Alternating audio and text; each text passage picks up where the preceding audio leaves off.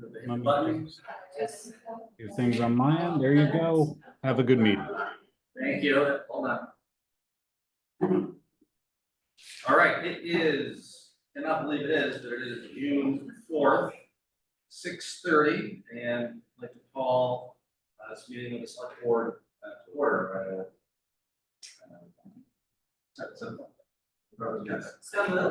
Moved by Ms. Canfield. Second. Ms. Harrison, all those in favor? Aye. It is unanimous. Let's begin with our DEI statement. The Scituate Select Board is committed to providing an environment of respect for meetings. We ask all members to interact in a polite manner, even when there's disagreement. We value the participation of our community and want all participants, including marginalized and minoritized communities, to feel welcome and respected.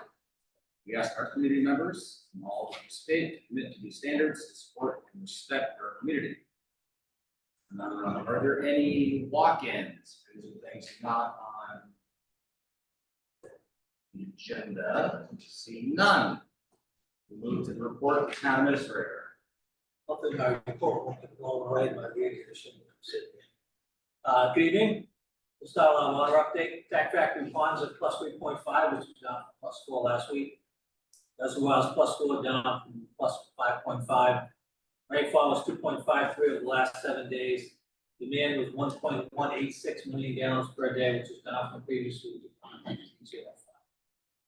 Reminder that we have a special town meeting on June 29th, high school gym, 7 o'clock. The agenda is the water treatment plant bid, which we'll discuss later. 24, so I would have said 24. 29. 24, it says 24, I can't even read my own thing. We've got some questions in the office about Route 3 and the paving. Right now, we talked to the contractor yesterday. They'll be out there doing the milling and grinding on July 8th, right after 4th of July. We didn't want them out there before the 4th of July. That'll take about a week, and then July 15th, we'll be able to start.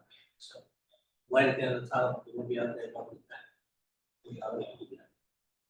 Town clerk wants to remind people that 2024 dog tags are available. All dogs are required to be licensed every year in the town of Scituate and in the Commonwealth of Massachusetts. Dog license from the previous year expired June 30th. Available on the town website, on the town clerk's webpage. You can obtain one by mail. Please include a self-addressed, letter-sized stamped envelope, online or in person at the clerk's office. Spayed neuter dog is $10. If the dog is male, female, not fixed, the cost is $15. Reminder that no dogs are permitted on the beach between 10 a.m. and 6 p.m. from June 15th to September 15th, and dogs must be leashed at all times. Purple Dinosaur is now closed for renovations. Take about 6 to 8 weeks for that, weather permitting. Community preservation project entails replacing existing playground equipment with updated structures tailored for children aged 2 through 5. Well, this time the playground will not be accessible. The contractor is expected to start yesterday. He was not there yesterday on out. He didn't know today when they are supposed to be starting that this week. Recreation Department will start their beach training in mock drills with Scituate Fire, Police, and Harbor Master on Tuesday, June 18th at 1 p.m. Beaches will be staffed starting Wednesday, June 19th, 2024. So we'll see a lot of police, fire, and Harbor Master on the 18th. That is our annual mock safety event. Scituate Beach Commission, Scituate Trash, and the Harbor United Methodist Church will be hosting a beach cleanup this Saturday, June 8th, from 9 a.m. to noon at Minot Beach, part of their beach cleanup series. The police will be around, get out there and help clean up Minot Beach on Saturday. The water line replacement work along Jericho Road has started. This is a 4,000-foot project from Turner Road to Beaver Dam Road. The work right now is starting at the intersection of Jericho and Turner, working their way back towards Beaver Dam Road. There will be delays and detours in that area. Work is from 7 a.m. to 4 p.m. If you have any questions, you can contact the Public Works Department at 781-545-8722. At the same time, we have a contract out there on Turner Oceanside. Actually, one of them on Rebecca, fixing 2 small pieces of seawall that broke off in that last big storm. It was way up above the ground level, but they need to be replaced. They're out there now, they're out there today, and the work will take about a week to see the rebound in place now. We want to remind people that our annual water conservation measures are now in effect and run through September 30th. All outdoor watering must occur before 9 a.m. and after 5 p.m. Between May 1st and September 30th, automatic irrigation systems may be used only 1 day per week based upon your voting precinct. You go to the town website to see when your precinct is allowed to use your automatic Big news, the lighthouse, finally painted. It was painted yesterday and today. It has received 2 coats of paint. We'll keep an eye on that. The brickwork was really kind of sucking up the paint, so it may require a third coat of brickwork if necessary. The window replacement is also complete. Plywood has been taken down, so you can see the windows. Remaining work includes the installing of a dual window in the lamp room. If you get out there, you'll see that there's a, still includes some plywood in the lamp room. We're waiting actually for special inches to come in on that. Also, lightning protection and dehumidifier in the interior of the lighthouse. Once that is all complete, then we're just waiting for the new LED light to come in. We'll put that up. And then the lighthouse, has been set for August 7th, National Lighthouse Day, for the rededication of the lighthouse. When all works will be substantially completed by the next week. Same time, we will also be installing some new cameras out there. That's going to be like the cello and computer departments, so we'll be able to monitor those seawalls, the jetties during storm events. So that's new cameras up there. That's awesome. Scituate Fire Department, Scituate 13, supported by the Scituate Rotary Club, hosted monthly free stop the bleed class at hands-only CPR, starting on Wednesday, June 12th. Public safety qualifies from 6 to 8. As of yesterday morning, there are only 2 spots left, so please contact Lieutenant Dave Bortolato. He Bortolato at ScituateMA.gov reserved for the last spots. Native Pop-Up Mammography Camp will be back on site June 13th from 7 a.m. to 3:15 p.m. Women aged 40 and older interested in scheduling appointments should call the mammography van office at 617-632-1974. Van will be across the street at the First St. Luke's Episcopal Church. I want to thank the church for continuing to host that. If you have any questions, you can also contact the Board of Health, 781-545-8725. That's really what I have for today. A couple quick and dirty, some new one. That's my update for this week. Questions? I just want to remind our administrator, if you can have an update from our council at the next available meeting, about pending the litigation that would be helpful. Town council, special council. Government, sorry. Yeah. Thank you. Okay.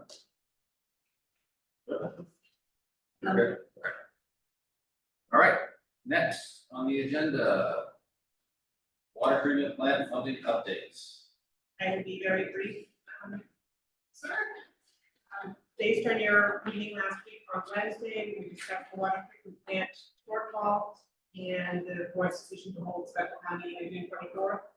Board made it abundantly clear that every dollar that was charged to the taxpayer was a dollar too much. So the message was received loud and clear. After that meeting, and confirmed with the town administrator, an email was sent out the following morning to all departments asking for their assistance, letting them know the problem, and if they had any capital projects which they could bring to bear that could be reallocated. The department has wholeheartedly embraced this challenge, and they identified 32 capital articles totaling $793,641 that could be transferred. And then meeting with DPW Director Kevin and Water Superintendent Eric, who went through their capital projects beyond what had already been identified. And we identified another $200,910 that could be transferred.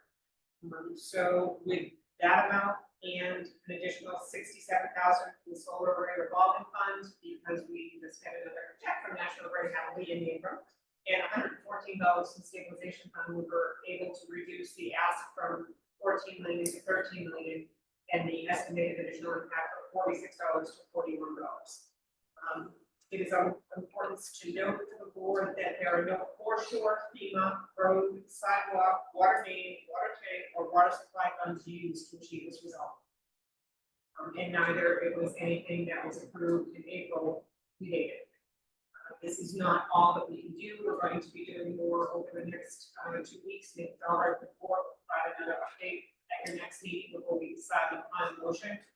We have 1 more month's worth of interest in 2 ARPA funds. And we'll see if there's anything else we can bring out of the capital projects. And I also provided you the graphic that's going to be in this advisory committee booklet.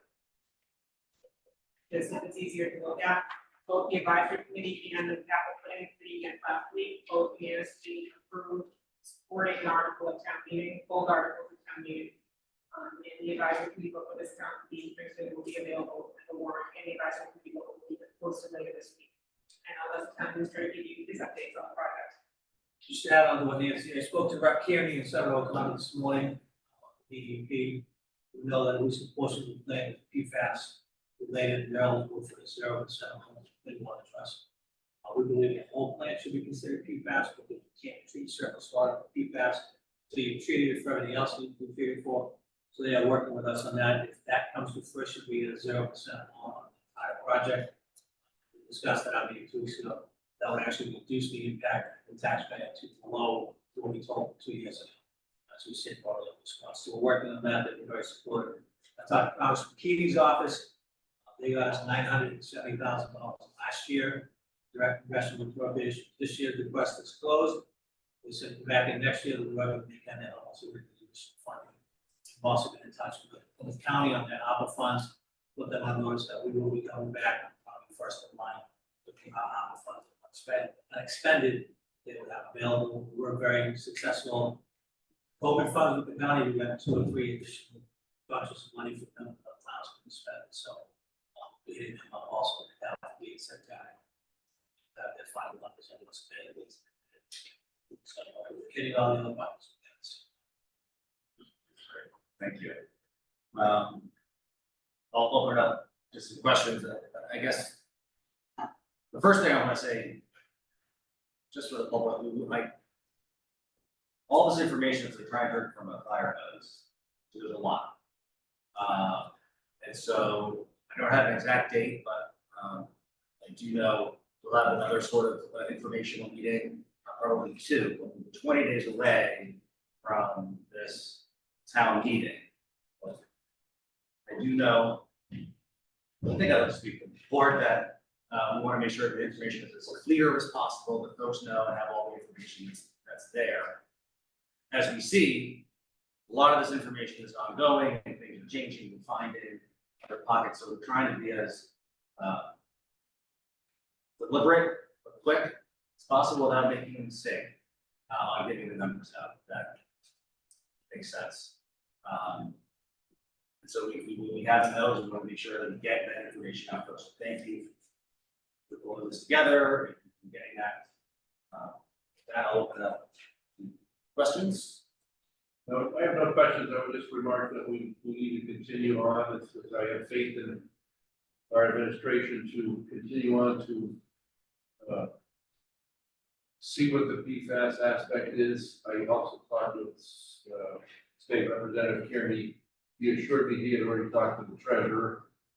And I think that's the right approach. If we can get to that 0%, that would make all the difference. Even a part of it as much as possible. And I do appreciate the efforts of the departments to find those extra pockets of money to reduce this yet another $1 million for the exposure to the finance. So, thank you. I'm sorry, I'm not good on texting. If someone just texted me and said there's no sound on this. Point of So- order, Mr. Chair. Sorry, I'm not. Yeah, this AC is extremely hard for me to hear, and I'm sure that the at home is hard. I don't know if we can turn that off and open the windows. Shut up. It's the, It's cool enough, we can open the windows. I'll just get out there. and I don't know, Seth, if there's sound, I just, I will check on that for you. would you mind checking on that? Yes. Yeah, so Go I would slow, hope so- that the public could hear this important information. We're all looking at. Yeah. So I actually did have a bunch of questions, because this is a list of a lot of things, right? Is this public, has this been posted? No, because it hasn't been Okay. finalized. Because I mean, I could go line by line and say, okay, well, it's everything from do we not need a truck? Because there was a money allocated for a truck. Do we not need the truck anymore? There was money allocated for a well. Do we not need the well anymore? Do we not need that anymore? I guess that's what I'm kind of curious, like, this is great work that there's additional money, but I want to make sure we're not getting something else or choosing not to do something else. Or is this just overage that we've now recognized, but that all of these things that passed at either special town meeting or annual town meeting is actually complete, For the trucks, or anything. I mean, For the actually, trucks, everything from soup to nuts on this list, because there's like And there is truck soup to to nuts. wells to like pay down debt on the high school roof, to the locker room, to the ceiling tile replacement on Cushing and Hatherley, to, I mean, there's everything. There's network switches, there's 3M phone systems, there's unpaid prior year bills. I just wanna make sure that this is overage and not that we're taking from one pot to. we're not giving anything up. So for the most part, this is overage, project came in under, was handled with other funds, got grants. There are a few projects that aren't moving forward. The departmental digitization of records, it's been stalled for years, spoke to the department head, it's not gonna get off the ground, so might as well use that money for something else.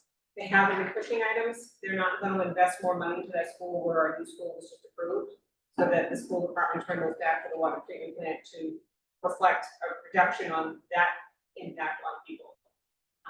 The only other one I think of that's in there, that might not be going forward might be the beach improvements, and that was a very specific article for ADA improvements, and they bought moving maps through CPA funds.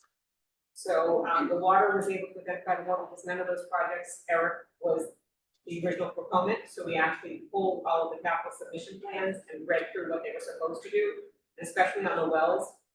Most of the work had been done, and in some cases, they actually kept some money, and it's not a full sweep. Okay, so they kept what they needed to complete On the the wells, project, they and kept this is 100,000 in over. each- Okay, because there's Yeah. quite a few on wells, and there's quite a few on And we have trucks and multiple, mowers and stuff. yeah, the trucks, they save money for, you know, the, what do you call it, like the back shed and the radio, and Kevin did keep like a $3,000 allowance for a lot of them. But some of the trucks are 2-3 years old, it's like, if you haven't bought it, you're not buying it. Right, no, I completely agree, I just wanna be completely transparent with, and maybe we should do this more often. I We don't- do, We do it actually annually. we do it as part of the capital plan every year, and we actually swept a whole bunch of them at the fall special town meeting, but because of the direness of the situation, department heads were a lot less saying, oh, I don't know. They were like, okay, I'm done. Guess that's a good lesson. It's a silver lining to me. Yes, okay. And then so as far as public information, can we post this so that people can understand where all the money is from? We certainly, I mean, I think, we certainly can, once we finalize it, I mean, we're still looking for any possible place. great. Sorry, So go ahead, is no, that- that was the gist of it. No, I'd just like to say that I hope that all the people who care about clean water, will come out to town meeting. It's really urgent that people come out and support this project. As I've stated before, and I don't mean to beat a dead horse, but no one's happy that we're in this position, but you know, there are other forces at work, and hopefully people will continue to support this. It's never gonna get cheaper, it's only gonna get more expensive, so I hope that all the groups that are thinking of the no more groundwater people, I hope they all come out, I hope the North South River Association people come out, and the Lisa Bertola's group, the environmental people, that it's really important that people come out and support this at town. Thank you for holding, announcing that we're gonna be holding public meetings. I think informing the public is crucial and so difficult, because Ruth Thompson's not speaking about the room anymore, right, the mayor. This is front page news that the whole town has to address.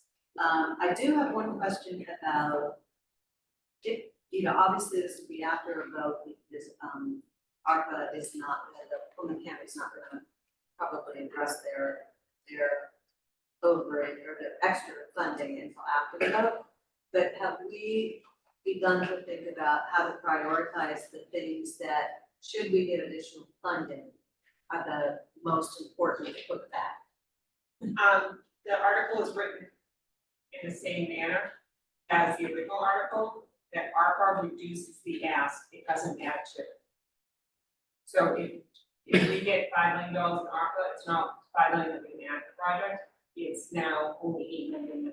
Right, but my question is, of all of the things and all the mattresses and all the places that we found additional funding, we should be giving thought to if we get $100, where does that $100 go back first?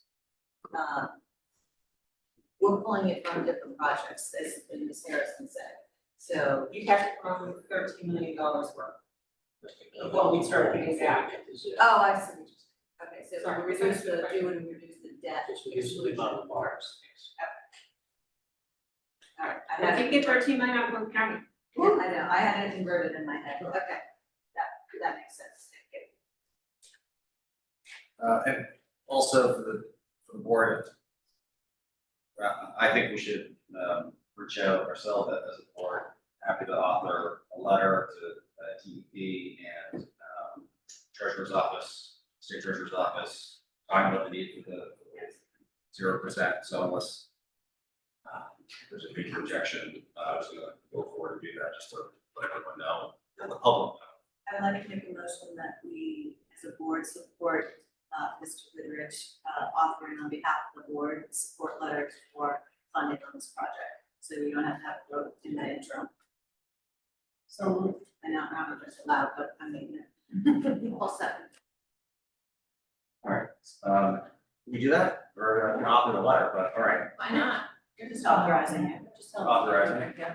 all right, motion by Ms. Canfield, second by Ms. Conley, all in favor? Aye. Unanimous. All right. Perfect, all right, net, we have 8 nets, but is there any questions from the public on this topic? We have a public hearing at 7, I'm sorry, that's why I said we have 8 minutes, that clock is fast. Okay, Take Bob. See you next, public hearing. No, yeah. oh no, we have 2 donations, so if we do these donations in 8 minutes, that would be fabulous. Okay, I'm sorry, yes, Kate and Nick, why don't you come up too, so stay 40 seconds. We can get everything done at once. So library donation first, this is fabulous. Yeah. $5,000. Okay, good evening. My name is Kate Fuller. I'm here on behalf of the Scituate Library Foundation to let you guys know that a $5,000 donation was made to the library through the foundation by residents Michael and Allison Platt. The donation was pledged in response to our campaign this spring to raise money for improvements to the children's room and teens room at the library. And in recognition for their generous donation to the library that will support these projects, I would like to present a request for naming a large book stack in the children's room at the library for the Platt family. And the Library Foundation would like to thank the select board for consideration of this request. So wonderful. Thank you to the Black family, very generous. Questions? I just have a sort of a weird question. How many stacks are left with naming possibilities, just to give people, and we're not gonna audit you on the answer, but, people know that there's an opportunity to do this, that, they might be interested. Yeah, I don't know an Different exact- stacks cost different amounts and everything, so. Yes, I don't know an exact number, but there are tons of opportunities and the opportunities are always evolving. So some things that are changing is we just added the Thoreau's Way outside the library. So there's opportunities for things like adding benches. So there's always new things that are kind of coming into the space. We're currently in the process of adding new furniture to children's rooms. So names to go on new couches that are coming into the space. So it's always evolving with the improvements that are coming in and some of these donations that are being made. It's really an exciting thing. And so this particular family was really invested in the children's room project, and their request was that their name be part of that because they're invested with their family being part of the children's room and part of that project. But the family came in and they wanted to make a gift in memory of someone who was really passionate about books about art. They may ask for their name to be somewhere in the section of the art bookstore. So yeah, we can always work with them to kind of hopefully make that request and then present that back to the select board if there's availability. Thank you. So you too could have a book stack. Or a bench, Or a bench. or a couch. Questions, I comments? thank you, besides thank you. Thank you for the generosity, very honorable, thank you.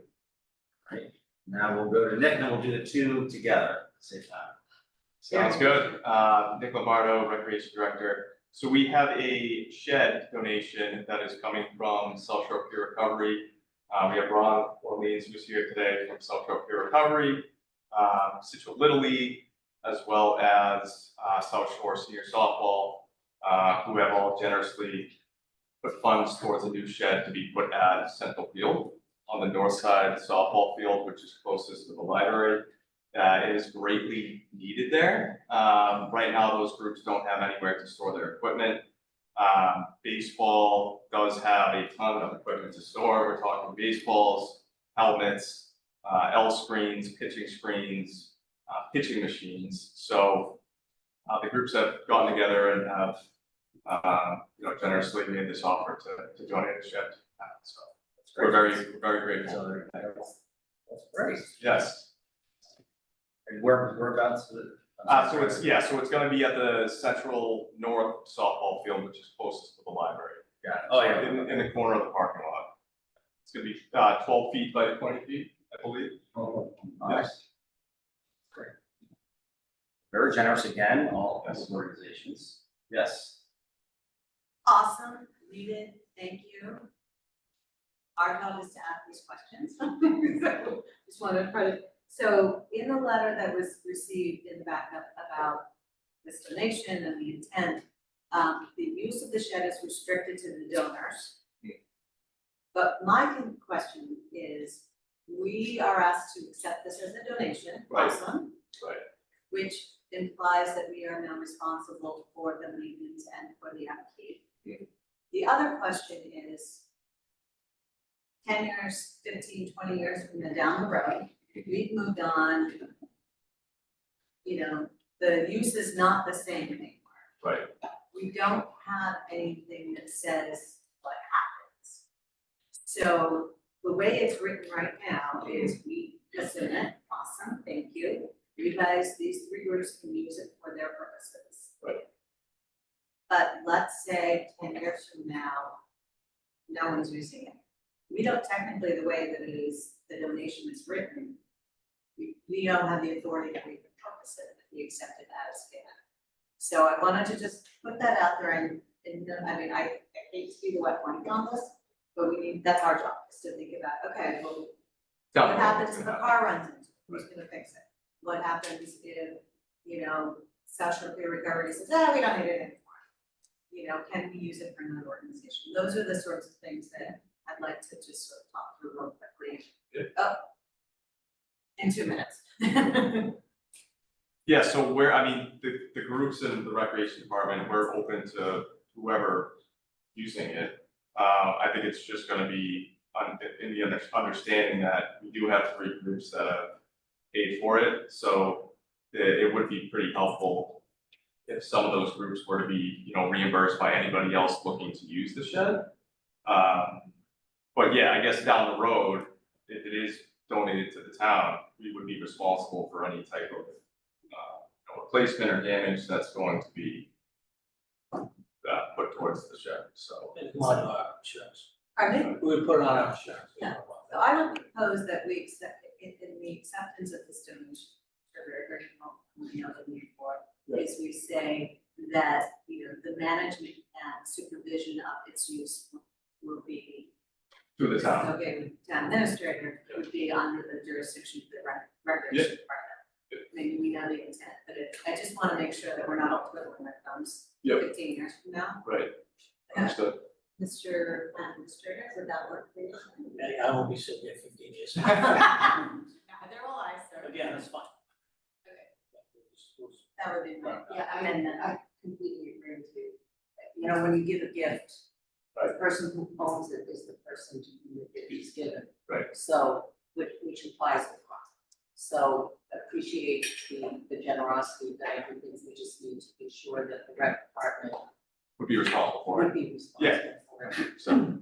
We don't have template language when we receive other gifts, because the library has somewhat template language in there. Yeah, This is a little. We've never had, as part of my history, we've not had a donation other than a gift, specific gift that restricts the use of the location. Well, we'll come back to that after our Yeah. public hearing.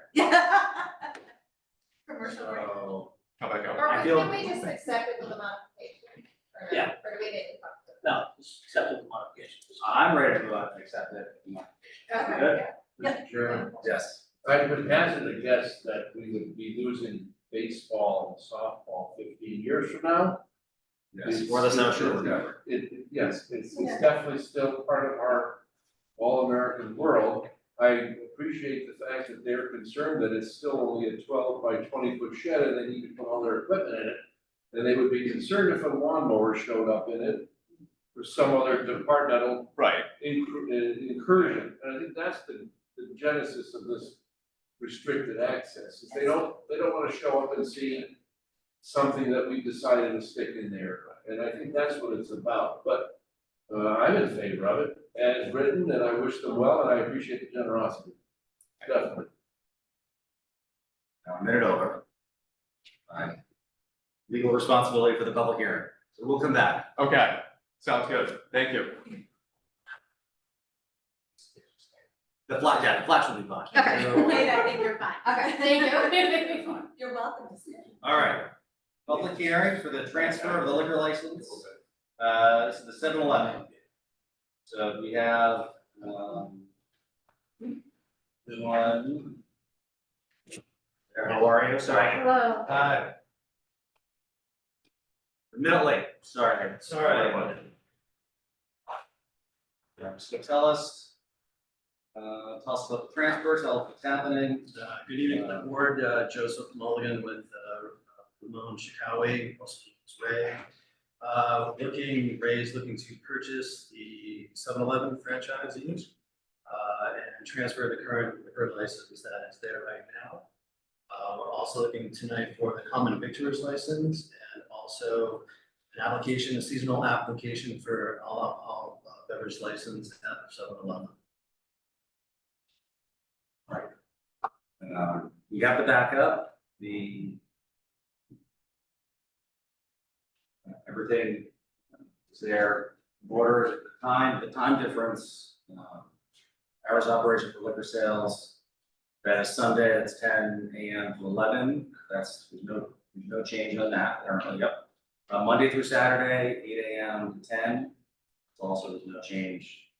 Obviously. To 11. To 11, that's right, 8 a.m. to 11 p.m. And that's again up to the. The last hour is the most important hour. Yeah, I'm sure it is. That's coming from the current owner. I have the same out experience. Don't look at me when you say that. Yeah. All right, I'll open this up. Questions? So thank you for all the backup, for everything's in order as far as paperwork and all of that. Could you just quickly just tell us your experience in running, especially in distributing alcohol, that's most important for this one? Actually, for the past 15 years, I was a manager for a car business. I was a general manager for the past 5 years in the customer service, handling customer at same company, Quad Forum. And so that's the best 15 years. So 9 years I served.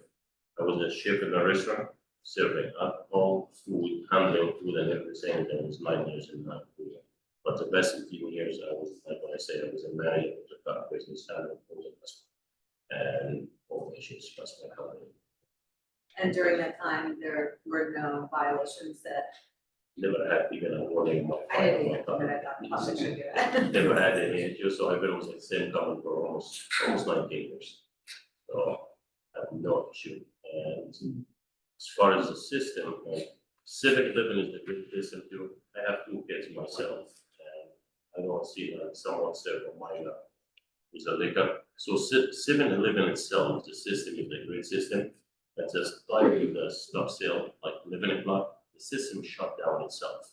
So we wouldn't allow us to sell liquor to anybody, even if I'm not in the store, nobody allowed. We cannot scan a liquor to back liquor after a living block, which we have camera, there is a certain camera everywhere, you monitor us, because of that, just sell liquor after it.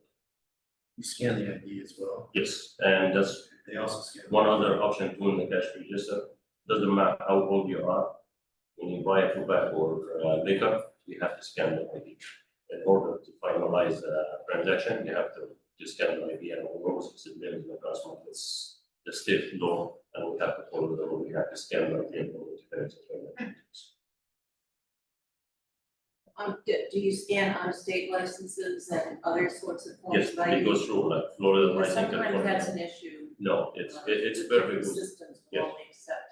We had no issues, 7-Eleven system, we can scan our state license, it goes through fine. And we verify it was a picture and it's a date.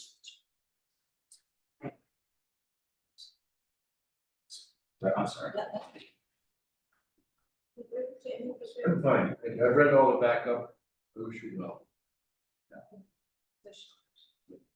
Can I also point out that Ray does have community ties. He's an active member of the Coptic Church here in Scituate. So St. Mary Church in 27 Hot Road. So we are a member, and me and my family, my wife, and we've been here for years as a community. And we are serving in the church too, so we attend the church here in Scituate like at least 4 or 5 times a week. My kids and my wife here. I live in Marshfield, but we do the serving in our church here. Our church used to be in Marshfield, and we got a church in Scituate here. So. In Egypt. Yes, yes. The Egyptian Coptic Church. Yeah. So that's where You might see where him I'm from. several festivals. And he's a servant too, actually, he's a previous owner, that's where I met him, so. And we have a festival soon, next month, actually, we're gonna have a festival, Egyptian festival down there. So It's been a very good. I would love to addition serve the town. community here, so. Very good. Remember, the two together in Egypt. Yeah. Yes. So I'm a little, maybe I just wasn't paying attention. So the application is now, you're at 7-Eleven, the franchise is requiring 24/7. yes, under the contract that I supplied, they Yeah. do request 24 hours that the store is open. But it's also acceptable if the town does not allow those hours, that 7-Eleven will abide by the hours that are approved by the board. Do you have a preference for operation hours? It's a big change for the community, we don't have any. Like what I say, it's a downtown now, our store is 24, we look at it as an emergency store overnight, we see a lot of policemen coming overnight. And a lot of customers who want night time. So overnight is 50% of emergencies, so if it's a downtown now, our store will 24, not 24. If it's not, I will let the 7-Eleven know, because I signed the agreement and said, I'm going to open 24/7. But if anything regards to town, I will notify them. And staffing wise, how many will be on the night shift? Night shift tomorrow or something. Yes. Do we have the authority to, this board, doesn't the board have the authority to dictate hours of operation? Yeah, sure. It's not come up before, so. Okay. So it doesn't need to be a bylaw, No, I don't think so. Because we offer license. because when I see in the mention of bylaw, if bylaw it does allows it, then that they would assume, they would expect you to be able to operate that. But if we don't have a law specifically, what's our, you can just. It's up to your discretion.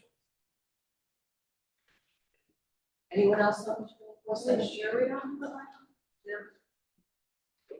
Yeah, it is a head scratcher only because we have never had an application, so. It says 7-Eleven. You know, actually, it's been to our favor to get this kind of exception, because since I've been there 3 years, my hardest time is to fill in the third shift. You know, to staffing and this coordinating is kind of difficult. And the company changed its policy as of June 1st, it's coming June. That unfortunately, the owners will get penalized, they open 24 hours. That's one reason we go. It is in the owner's favor not to open 24 hours, and you cannot get the proper staffing, or, you know, maybe it's the policy and whatnot. But he would need to know in a clear way if it is or it's not. Because if it's not, because the board of the town said, you know what, we don't wanna operate, you operate 24 hours, which is totally fine, but he would need to get something official. So he doesn't get penalized, because the penalty can be offensive financially to the business. Clearly, yes. And I honestly, I will support this motion if it can take place, because I want it to succeed, and I want it to have the best operation possible, and the 24 hours in the situation. I mean, I used to open 24 hours during the summer because I was able to justify financially with the business and whatnot. I was able to hire, like, summer seasonal, college people and stuff like that. But it's up to the board to decide, but there should be some sort of like either, yes, 24 hours, or no 24 hours. If it is 24 hours, deal with it. If not 24 hours, then we can move on, but we'll let corporate listen. We can open 24 hours or whatever. That make sense? So, there's also, all of us, just because we just gotta take it up for the, just your name and address. Bob. Okay, great. Sorry, and if there's any concerns with the alcohol, with the store being open, there are safeguards with liquor being placed behind the cash register.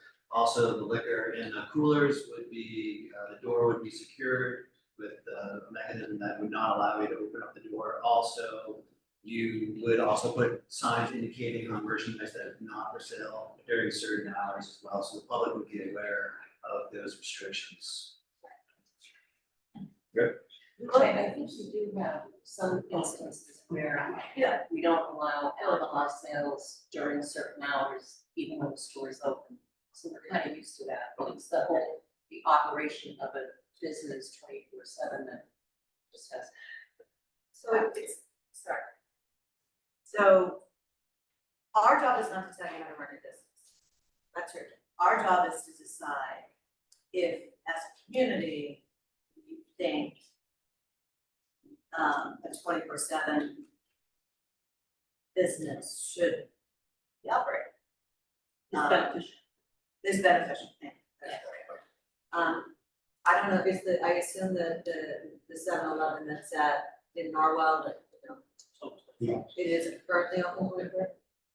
It's a standard across the It's state. not a I mean, there's only a handful of towns that are, the bylaws doesn't end up in cooperation, but and stuff like that, so that's why I think it's, I appreciate you giving all this up, because, I didn't have to deal with it, because this was an exception during the pandemic. We had, we had to make a call, whether to open up, but going forward, he's gonna get hit for it if he doesn't open, But if he had, the board decided that you wanna maybe not now there and so Well, given the Mr. language. Chairman, yes, Chairman, the way the application is presented, in the operational mode of 7-Eleven, a successful business across the United States, is a 24-hour operation.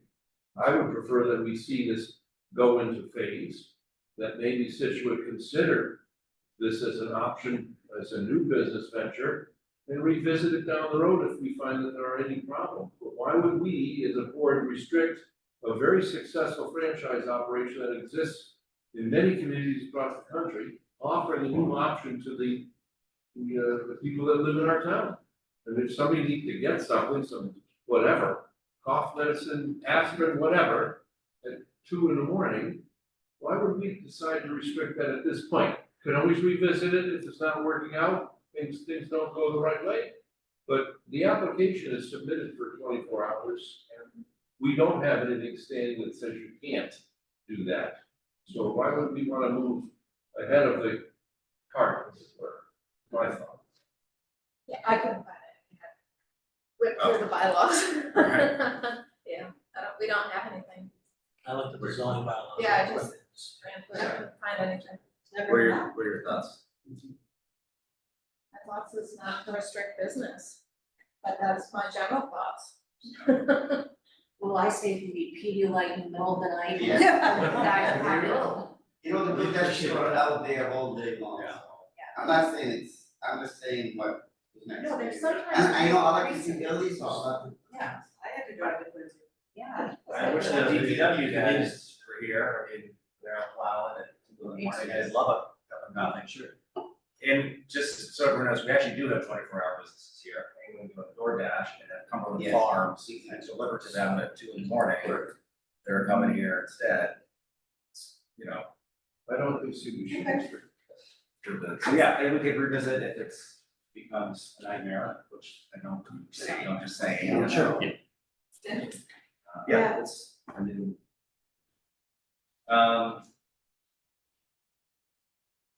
Anyone else from the public, questions, concerns? Yes. Are we, the only thing we haven't talked about is the all alcohol. That's an expansion of current services too. That's I didn't hear that. all alcohol. Yeah. Seasonal. Yep. Oh, it's seasonal? Yes. Yes. We don't have any full all alcohol We only have package, seasonal, we only have seasonal, so we want to add a seasonal all alcohol to the license. but we have one. We have seasonal, was done before with Sandals, I believe. Yeah. Hopefully have it on. That's your next one. Okay, that was not clear in the motion, so that's right. It's not restricted in the motion. It's seasonal. Yes, it says. Oh, there it is, okay, that's the word. Sorry. All right, and seasonal, Jim. Explain seasonal, it's just from, sorry, I'm wrong. It's supposed to be all year round, it's based upon the fact that our population significantly increases in the summertime, we want that ABC, BCC. Then we get some seasonal license for the shooting down that based upon the added demand from the season. But it's like April to November, something Yeah, like that. It is almost year round. Holidays, That's everything. just- And then we just all stay home.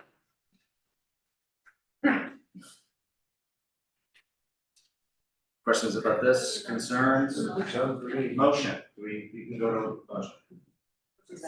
There's three at once? Actually, the first two, and then if you want to talk about the seasonal license, we can discuss that. Okay, I will move to approve the transfer of the annual wine and malt off-premise package store license for Jimena. Sorry, Inc., doing business 7-Eleven, 3747-4C, located at 337 Gannett Road. The hours of operations for liquor sales on Sunday from 10 a.m. to 11 p.m. and Monday and Saturday, 8 a.m. to 11 p.m. pending ABCC approval. And move to approve a common vic license for Jack. Thank you. I'll get it. And doing business at 7-Eleven, 3747 4C, located at 3037 Gannett Road, with store hours of 6 a.m. to 6 a.m. To remain open 24 hours for convenience store access, with alcohol access only during approved hours pending Board of Health approval. Second on Moved by Ms. Canfield, seconded by Ms. Conley. All those in favor? Aye. Aye, it is unanimous. Now we're talking about the seasonal all alcohol off premise.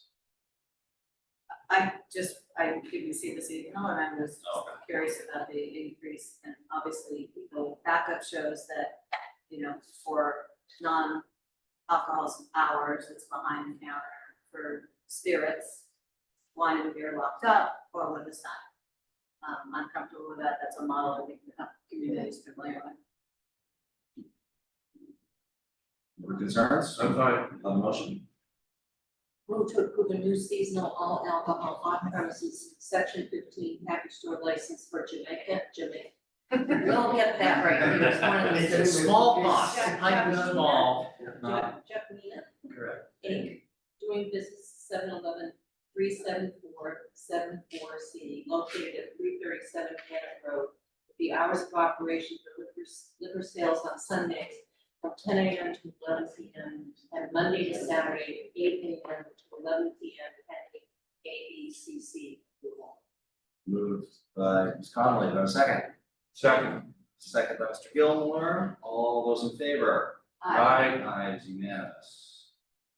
Right, When did the transfer occur? We have a target date for June 20th. all right, now. See it 2 a.m.? Not for alcohol. No. 10:59. Was no exception. Yeah. That's great. All right. Thank you. Thank you so much. Thank you very much. Best of luck. Best Thank of you. luck. Thank you. Thank you for the board. And also next paving days, treat them nice when they come in, snow plowing, doing all the plows.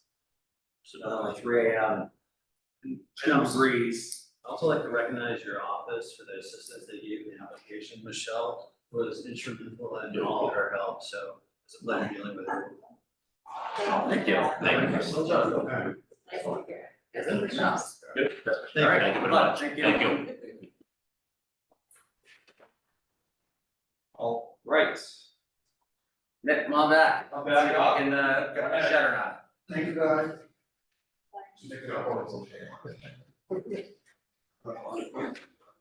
Thanks for having me back. All right. So we left it that the shed, we want full control. So yeah, we will assume responsibility for the shed. If there's anything that happens to it, we will have to be responsible for fixing it or for doing it. Well, And I'm sure the groups will want to chip into if there's anything that needs to be done to it. I don't think it should be a problem. I think the intent is for just in case. Yeah. For insurance reason, who Right. knows, we have to just make sure that Yeah. it topples on some little kid. Right. yeah, That it would be responsible. All right, so if someone would like to make the motion with that addendum, I know Ms. Gaines would like to vote both, that would be lovely. Move that the select board accept the donation of $7,000 for a 12 by 20 shed to be put on the central field north side for the use by the donors, but overseen by the recreation department of the town of Scituate. Moved by Ms. Gaines. Second. Second by Ms. Conley, all those in favor? Aye. It is unanimous. Thank you very much. No, you're still next. Well, yeah. Bob's You're not going anywhere. Thank you. Thank you. Thank you very much. Absolutely.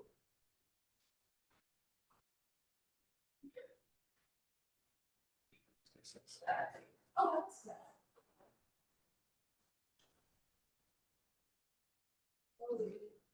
Yeah, Yeah, you need to go to Oh, the yeah. other donation. Well, we'll just, Yeah, it's move to accept the donation from the flat. Black family for a donation of $5,000 to the Scituate Town Library. Second. Moved by Ms. Campbell, seconded by Ms. Harrison, all those in favor? Aye. Unanimous. Tell us, we are 2 days away from the 80th anniversary. D-Day. Okay. So an app, very appropriate, come here, talk to us about veterans agents. So, as you may know, our veterans agent, only about 10 years or so, had resigned or retired somewhat recently, so we've been recruiting for that position.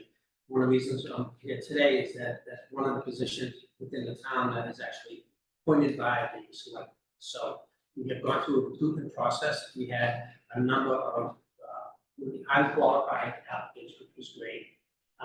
Probably 40 applicants, but again, they have to be veterans, so it's probably 18 or so that were actually veterans. The first part of that recruitment process was that I did first round interviews of 4 individuals, and from there we actually decided on 2 finalists that were interviewed by a recruitment team of Jim Boudreau and Joe Kelly, who's from the Veterans Advisory Council, and myself. And so the chosen candidate, his name is Joshua Summers. He's a Marshfield resident. He works really closely with the Marshfield Veterans agent. In fact, she was the one who recommended him to us. So really strong candidate. We were really impressed. Passionate, articulate, intelligent guy. He actually, his experience, 24 years in the Coast Guard. Recent retiree, even though he's a relatively young individual. He was a commanding officer for up to 80 personnel on the ship. So a lot of the experience that he has, I mean, he has a lot of knowledge in terms of veteran benefits and things like that. But honestly, what we really felt was the most compelling is just his experience working with a lot of veterans and just being a community officer, he was dealing with things like suicidality, and substance abuse and, PTSD and things like that. So, he was just, he really impressed us. It was a unanimous decision that he would be the individual that we put forward to the board. We think he has a lot of great ideas and would be a real asset. Weird ideas? What? Did you say weird ideas? No, not that. I'm reading I the back to the word weird. Oh, okay. Great idea, that'll make Great. it. Okay. I think, just to add, Bob, I think what impressed us most is his desire to engage the veterans community. Really do the outreach that I think we've been lacking. The veterans community to make sure we're identifying veterans indeed who are not coming in to get assistance, try to find those veterans, bring them in, let them know what they have available. And not only them, but their spouses. His spouses are also covered with some of those veterans. So he had some great ideas for outreach, copies, becoming active part of the veterans advisory council, things like that. I think that's what really pushed him over the edge. I mean, I can teach anybody to do that, the nuts and bolts of the job, but his enthusiasm to be able to reach out to veterans in need, and try to bring them in so they can get into the system and get pointed in the right direction, which was what really impressed me, and I think Joe Kelly also. It's great. It's wide range, wide. Okay. Excellent. I think it's in a wide range. Just quickly, did you say that you worked at the Marshall Design? No, he worked closely with them. Okay, because they're a terrific They really operation. I had personal experience on my dad's with the Marsh Relation. It's a very good office. Right, and also, particularly with the new veterans agent, it's great to have that collaboration. Yeah. Absolutely, yes. He's also an explosives expert. We need that skill set at times. Thanks, Bob. It is weird. You did say weird. All right, well, this is wonderful. Cannot wait. Yes. When would he start? You can start tomorrow with approved by the time. Wow. Get them rolling. Is that on sale here? Yeah, I think Pressure. the most exciting is the regional efforts too. Yeah. I think that is an opportunity for us and surrounding towns to do more of these kind of things, regional collaboration. So I'm excited for that. Motion. Move to approve the hire of Joshua Summers as the new veterans agent for County Scituate. Second. Moved by Ms. Campbell, seconded by Ms. Conley. Let's hang for a second. All those in favor? Aye. It is unanimous. Thank you, Evan. Thank you. Now, blank. Okay, this is like up and down, this is like exercise. Recreation? Right. All right, disclosures. Yes. This isn't easy. So we have 15 recreation employees that also are Scituate Public School employees.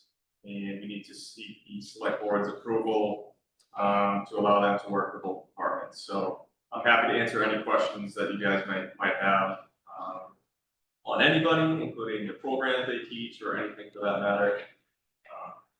So yeah. Well, we quickly looked at it. No, it's just a routine, Yeah. how we do everything. Boxes are checked. Signatures, all good. Jeannie, you're good? I'm fine, I mean, great opportunity. All right. Yeah. What's your pitch if there's any programs still open? Okay. I guess if there's no other questions, do we have a motion? I can move that the Board of Select Board, as required by Massachusetts GLC 268A, have reviewed the disclosure forms from the following municipal employees who seek, as listed below, who seek to provide personal services to Scituate Recreation. The exemption under section 20B is approved for the following municipal employees. Do I want to read the entire list of employees? You can just say it. As listed. All right, moved by Mr. Gilmore, Second. second by Ms. Harrison. All those in favor? Aye. Aye, it is unanimous. I have an unrelated to those questions. Sure. How's the lifeguard search going? Great, we are Since up. we increased the rates. We have increased our lifeguards as well, so we're up to, we were at 33, but we're down to 32 right now. So the rate increase has certainly helped out. Great. This year, so. Nice. Yeah, we will have lifeguards on the beach. We'll have lifeguards, We will have lifeguards. right? Toll Brother funds, the tennis court. I'm gonna have Mr. Novak join us as well. Of course. I'm stuck.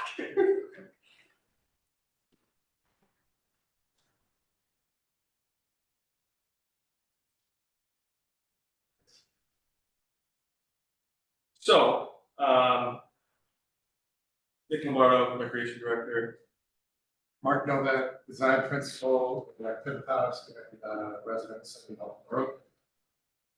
We are seeking $256,794.98. $256,794.98 of the $400,000 homeowners funds to be put towards the Scituate Community Tennis Court project. This is because the amount of money that was approved at town meeting and that we got from CPC is short for what we're trying to do. So it will not cover all the alternates, being the lighting system, the bleachers, trash and recycling receptacles, as well as the 5% contingency cost, and as well as the activities administration fee, which I'm going to let Mark dive into a little bit more. So in order for us to really bring this whole project together and to tie it into what we currently have here, we're really hoping for this approval for this money. The lights, we feel like are no longer a want but a need, especially if both the boys and girls varsity teams are going to be housed here. And if our plan goes through at the rec department to turn half those into pickleball courts, we really, really, really need a lighting system here to be able to have everybody play here. And obviously the bleachers and trash receptacles, those are a need as well for our spectators. But yeah, I'm gonna let Mark dive into his administration fee and explain that a little bit more. So construction administration from our firm is limited on-site observation services. But when I say limited, we're out here about twice a week, every week during the construction period, which for this project will run from the first week in July through November at a minimum. As we can see with Central Field, where we're still meeting from time to time, and we're over a year since we were supposed to be done with construction. So it covers those fees, it covers all office administration, like reviews, submittals, making sure that the contractor is providing all the products and materials that are specified in the product documents. Really just ensuring that the town receives the product that was designed and specified. In that $78,050 for construction administration fees is an increase in $7,500 of reimbursable expenses. That's to help cover some overages from the design portion of the project that we paid out of pocket for advertising for the public bid. We had to get a contractor out, we had to do a test bid for our stormwater permit application, so my firm paid for that. And just travel costs, mileage, et cetera. Yeah, just adding to the whole light situation, so they're not only gonna be used to light up the tennis courts, but also as a security vendor for the skate park and the rink as well, so just keep that in mind. Because we have had issues with vandalizing up there, so it will put a good amount of light on the skate park. So. There's a couple of fixtures on both of the southern poles that will be directed towards the skate park and the rink. Are they on? They can be timed off, so we're thinking around, 9:30, just as, the ones at the rec department are. But they could be on all night if we need. And we had a conversation yet with school department on sharing those costs, since Those come out of the rec account for the lights, we take care of those. The user fee, we'll lend them back, because I am street light account, which goes above the line anyways on a shared cost. So they would share that cost, that's what. That makes sense. So right now, the electrical service is actually coming out of schools. So if that needs to be tracked separately, we'll have a check. And I'll just add one thing, it would be tough for us to fund a large portion of that because we're not really going to be taking in a lot of the use. I feel like we're not gonna be taking in a lot of light user fees. I feel like a lot of the usage is gonna be by the public at night, so just something to keep in mind as well. I think the high school will be paying for their light usage, but other than that, I don't The know. high school Tennessee never uses lights. But they will be, I feel like they will be if all goes to plan. If the courts over at the rec department will turn into the pickleball courts at some point. Well, how often has the tennis match? I just drove by one. They used the lights this year over at the rec department, Who's the you? the high school. Yep, So they played after it's 7 o'clock at night. don't think it was 7, but yeah, it was around that, but. For the board information, we did look into a pay for play option, like credit card service, to turn the lights on. We ran that by Musco, who is the sports lighting manufacturer and supplier. They've done it once, but it was at a high-end country club type setting. And even with that, it was vandalized and damaged within a number of months, so they didn't recommend it in a municipal setting. So we're not going to be bringing in much fees for the lights, I don't foresee that, so we would need help by the town to pay for the lights being on. I actually wanna back it up, I have a Yeah. question, like, we as a town aren't doing a good job estimating what things are gonna cost. And this is another project where the bids came in and we're off by hundreds of thousands of what we allocated for it. And I'm trying to figure out where are we off? Like, how did we miss this? Like, who missed it and like, where was it missed? When you went through thinking, this is how much it's gonna cost to build tennis courts, this is what our bid is, and we're off by what, $200,000? Where did we miss it? We went through this in the last time we were in front of the board, there was, I think, 6 different areas when we had this cost estimate. So prior to the bids coming in, we had an independent professional cost estimator that deals with athletic and recreational facilities, provide a number, and that's when we said, there's a little bit of a problem, because there were unforeseen challenges with the site. One, when the original estimate was provided, we didn't have a true topographic survey. So when we got the topographic survey, there was more earthwork involved, cutting into the slope debris. So that's moving more material off-site and costs associated with that.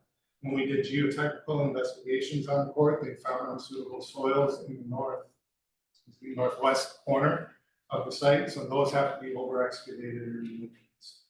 When we went through the stormwater permit application, with the planning board, they required more substantial stormwater system than was ever anticipated. So we have to have underground Tech chambers for infiltration on site to allow for a certain amount of I think it's the first inch of rainfall in every storm has to infiltrate back down into the. So because of all those costs, we now have to decide if we can have lights, bleachers, and trash cans. Correct. Okay.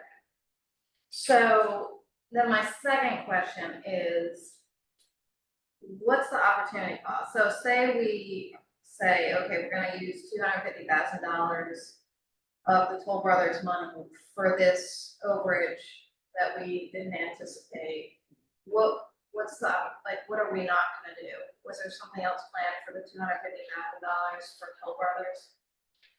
There was something else planned out of the complete $400,000. There was the scoreboard that we had in mind at Central Field, which we're estimating to be at about, what do we say, it's 80. So there would still be, potentially leftover money for that, as well as, something else. So what's the balance then? What's the total? Still has 400,000. Oh, 400, Yes, so it's it's a magical 400. magical 400, so then what's a We scoreboard keep spending cost? it, but we don't spend it. It's two So we still scoreboards, have- it's two We're down scoreboards to and 100. based on an actual quote that we got that wasn't prevailing wage or anything like that, it wasn't put out to full public bid. That came in at just shy of $50,000, but once you add in all the other stuff, we figured 80,000 was a safe number. Okay, so we still could have that, right? We have like about 100. Yeah. So keep in mind too, the storage units were on the plate, but we're not, we Right, haven't we figured out, already. we're not yet, right? Not quite yet. And the others, the lights, we can't forego, the bleachers, we can't forego, the trash, we can't forego. The trash Very is expensive trash. trash. It's the same trash. We wouldn't want receptacles that piles of match food all bags. the- $10,000 trash. I just would remind everybody, if we had built this when we had done the rest of the athletic complex, we probably would have been under budget. Yeah. We wouldn't have passed And it's the expensive. override. Well, that's speculative, No, Governor. it's not. That's as speculative as mine, as speculative as mine. Alright. It's really the last thing that hasn't been. It's an redone, eyesore, so, right. it's a dangerous Well, it's not the liability. last thing, I'll tell you. It's a significant liability. It impedes the entire tennis program for our education system. And this is the right way to do it. You can't deny lights there when we have lights everywhere else. They're nice lights, they're low profile, they're not gonna be light contaminants. The two storage sheds, maybe we could get somebody to donate a storage shed. That's very fashionable for them. So that's where I'll leave it. Yeah, something caught my attention. Boys and girls tennis, has there ever been a question that both teams would be using those brand new boards? Yeah. I kind of my head whipped around it. Yeah, so I don't think there's a question with that at all. I think they would definitely both be using those courts. Obviously, so this year, without using those courts, each team used the ones at the rec department. So they had to plan it out that somebody's there at 3:30 and somebody's there at, say, 5 o'clock or 5:30. So that was planned out, I think. Ever will it be so when we have recreation facilities, that's true, but I personally do not want to hear anything about that there's not equal access to those courts for the boys team and the girls team. That would drive me insane. No, I agree.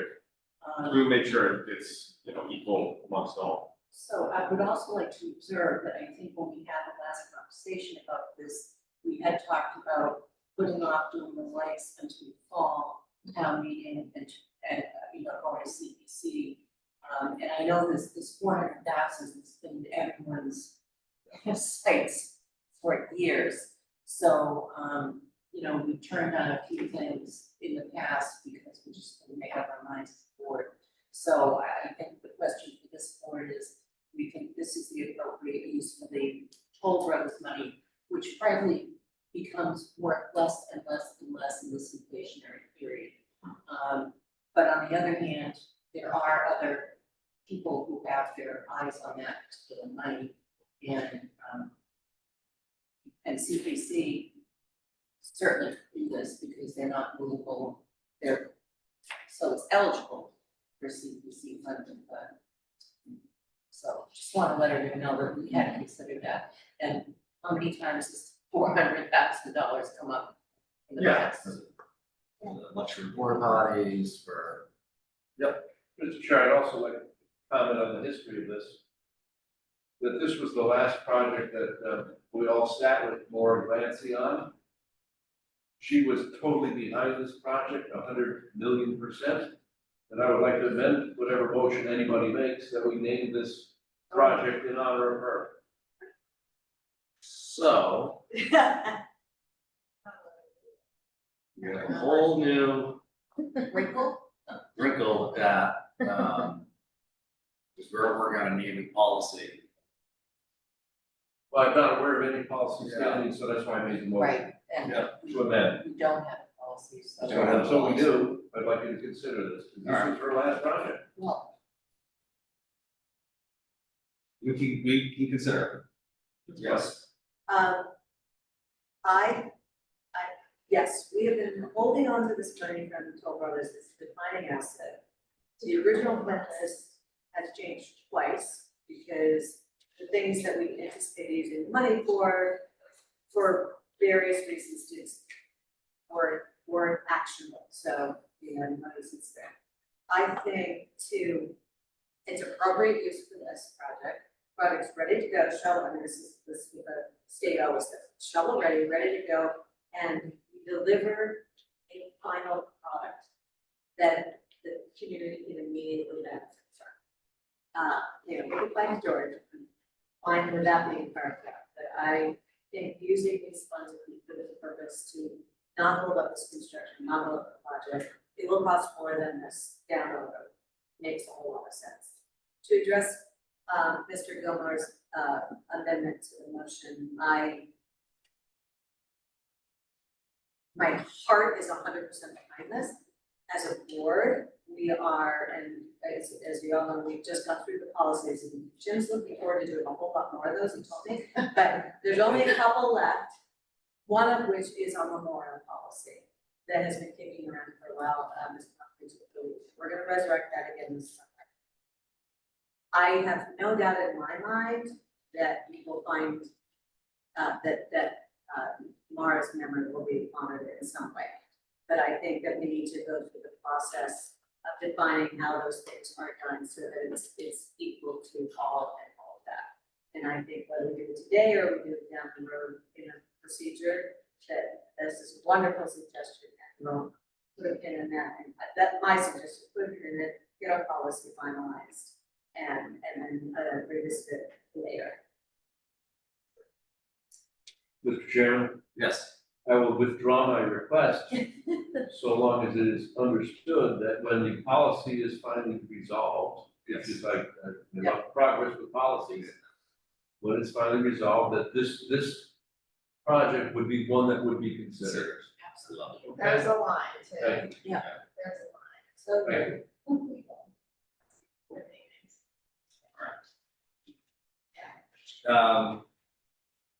I want to clarify one thing, Jim. And that's with the use of. I didn't ask this, I know. I could have sworn that at some point we had written a letter to Toll Brothers, asking them to release that those funds did not have to be for rec purposes. And that they could be for essentially, because they don't really care, we can do it for whatever purpose we want. And I thought we went back and forth, another sure, do whatever you want. But we're not tied, our hands are not as tied as we think. Was recreation, but I can't remember if it said recreation or other legitimate purpose. I'd have to go back and check. I think it was related more to that, and originally it was slated for the fields. It was originally slated for the field at Wampatuck, Right. and then we And determined we couldn't really do couldn't that, build benefit that. any recreation. And I think the chair is right, at one point we had a conversation and we considered, and I don't know if we did, just request that we use a brand municipal purpose. And I don't think that request was ever made. But it's possible. Yeah, I just want to make sure. Constructing, installing, repairing, renovation, reconstructing ball fields, or for any other recreation projects as determined by them. So we never went back, we never set the. Never back to beyond recreation. It was the Wampatuck field, then we changed it to ball fields, and then we changed it to ball fields or Which other they agreed to. recreation. They agreed on, like, you know, we already gave it to you. I'm sure if we said we don't have $75,000 left, we do something else with it, I would say, yeah, the property, yeah. Right now, it's still recreation. Yes. So just a question of security, right? So, we've just random smack dab in the middle right now as we speak today, putting in $34,000 worth of cameras over at the fields, as of multiple, vandalism, mass vandalism, and all kinds of other bad things. So we're now retrofitting, electrical costs are up because now they've got to try to find existing conduits in the ground where most of the poles have warranty on them, so we can't drill into them, so now we have to get these straps that go around the strap to the pole and have it attached to boxes still. If we can design, and back up, the police department multiple times have asked for camera footage in and around the skate park area because of spray painting in the back that they don't have eyes on. And other types of vandalism and shenanigans. Informal conversations about, hey, when you do something over here again, and of course, the skate park, the opportunity to put cameras in the backside facing toward the school. This would be it. If at a minimum, even if we can't afford the actual camera technology, then get the conduit and order a muscle pole that will accommodate camera hookup to it. It definitely think this is an opportunity to do it right and not try to retrofit at a higher expense than. Great. Adding to your. Yeah, no, it's great. I think that's been costless. So then Maybe we that would would be cost asking for more. $75,000. So then we would be asking for more. Yeah. To have a rough estimate as to what that would be. I mean, can we always come back to that? Well, that's just for the camera gear, but then you have to factor in conduits and everything else. Right. Hold on, we've got to get through this first before we start, I'll give you my view on all this, I'm not in a spending mood. This is gonna be one of the worst votes I vote yes for this thing, I'll take it a while, because if this passes and the water treatment plant fails, we don't get enough people out, I cannot tell you how upset I'm gonna be. And we have beautiful new lights at this wonderful tennis court, but we still have groundwater for years. Now, I understand, we can only use this money for rec purposes as of now, that we fully understand. And that has to be clearly communicated to folks if we're going forward, that there's no other use for this $400,000. But I am extremely nervous, as Susan has talked about, that again and again and again, we are hearing cost overrun, cost overrun, cost overrun. And I get it, but there's inflation, there's a lot of different things that are happening. But it's opportunity cost, and I'm getting more nervous about these, and we have to see what's kind of critical, what's not critical. So I don't wanna go down the road of adding other new things that are there today. But I do wanna resolve this because it does seem clear that we can only use this for rec purposes. There's other things that we do wanna do, and I wanna spend the money. You're right, it's been sitting there. So it seems like the board wants to move forward. We're comfortable with the 256. For this aspect before we keep adding. Any other questions or comments? And, you know, there's $100,000 contingency built into that, because you never know what you're gonna run into. I mean, there is entirely the possibility that we'll be able to handle during construction once we get out. But What I think the board could direct our project manager is in the final design of my goals, to be mindful and making sure that we're not retrofitting. I mean, I don't think it's, I mean, you'll have to suss that out, but even if we don't put them in to make sure that it's capable down the road, that, perhaps it's outside of, a different line item for security or police or something like that. But to make sure that we don't, paint over the conduit, paint over the opportunity. Yeah. We can look into really good point to bring up. we can look into that also. Yeah. Absolutely. And then know that if we get to the end of the project with $100,000, that, everything's so great. We could, And even the biggest obstacle that we're having over there right now is that all these multiple poles with big light trusts don't have 110 power on it. So we can't put lower voltage equipment on it unless we run 110 to it, which is So I would ask you to coordinate with them. Yeah, I mean, I do think that's a future conversation, how to protect the asset once you build the asset. I mean, and that seems to be a troubled area, so. Next point about eliminating the area will be helpful. I'm also not in a spending mood, but I recognize that this is the money that's allocated specifically for recreation.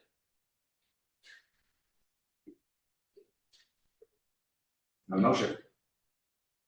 Are there any other comments before I have a motion? I'll give you the motion if you'd like. See anything? Okay. Move that the select board accept the use of $256,794.98 of the Toll Brothers funds to be put toward the Scituate tennis court project on the Scituate High School campus. Moved by Mr. Gilmore, second. Second by Ms. Canfield. All those in favor, say aye. Aye. It's 4-1. I knew that. Thank you. Thank you. Good. Have a good night. All right. Yes. DEI communications. Public, Mike didn't show up. Yes.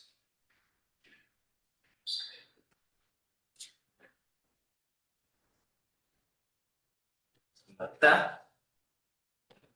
Andy? Where's the That. camera? Where's the camera when you need us? Jill, go ahead. So this is the project, long in the making.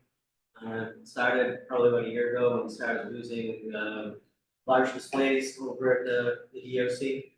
Effectively rendering the entire, video wall useless. We've had 3 out of 6 have been broken or are currently broken. 2 of them were able to either have a workaround or repair. One of them's not repairable, so therefore the wall is not usable. The other challenge that we've had there, since the day that it went in, it's not user friendly. I'm not letting it up to what's committees and anybody else wanted to just simply walk up and use it. We've had, the common theme is hardware failure. We've had other failures. It's beyond next point, it's dead actually. So we did a town meeting approved a capital article to replace audio technology there.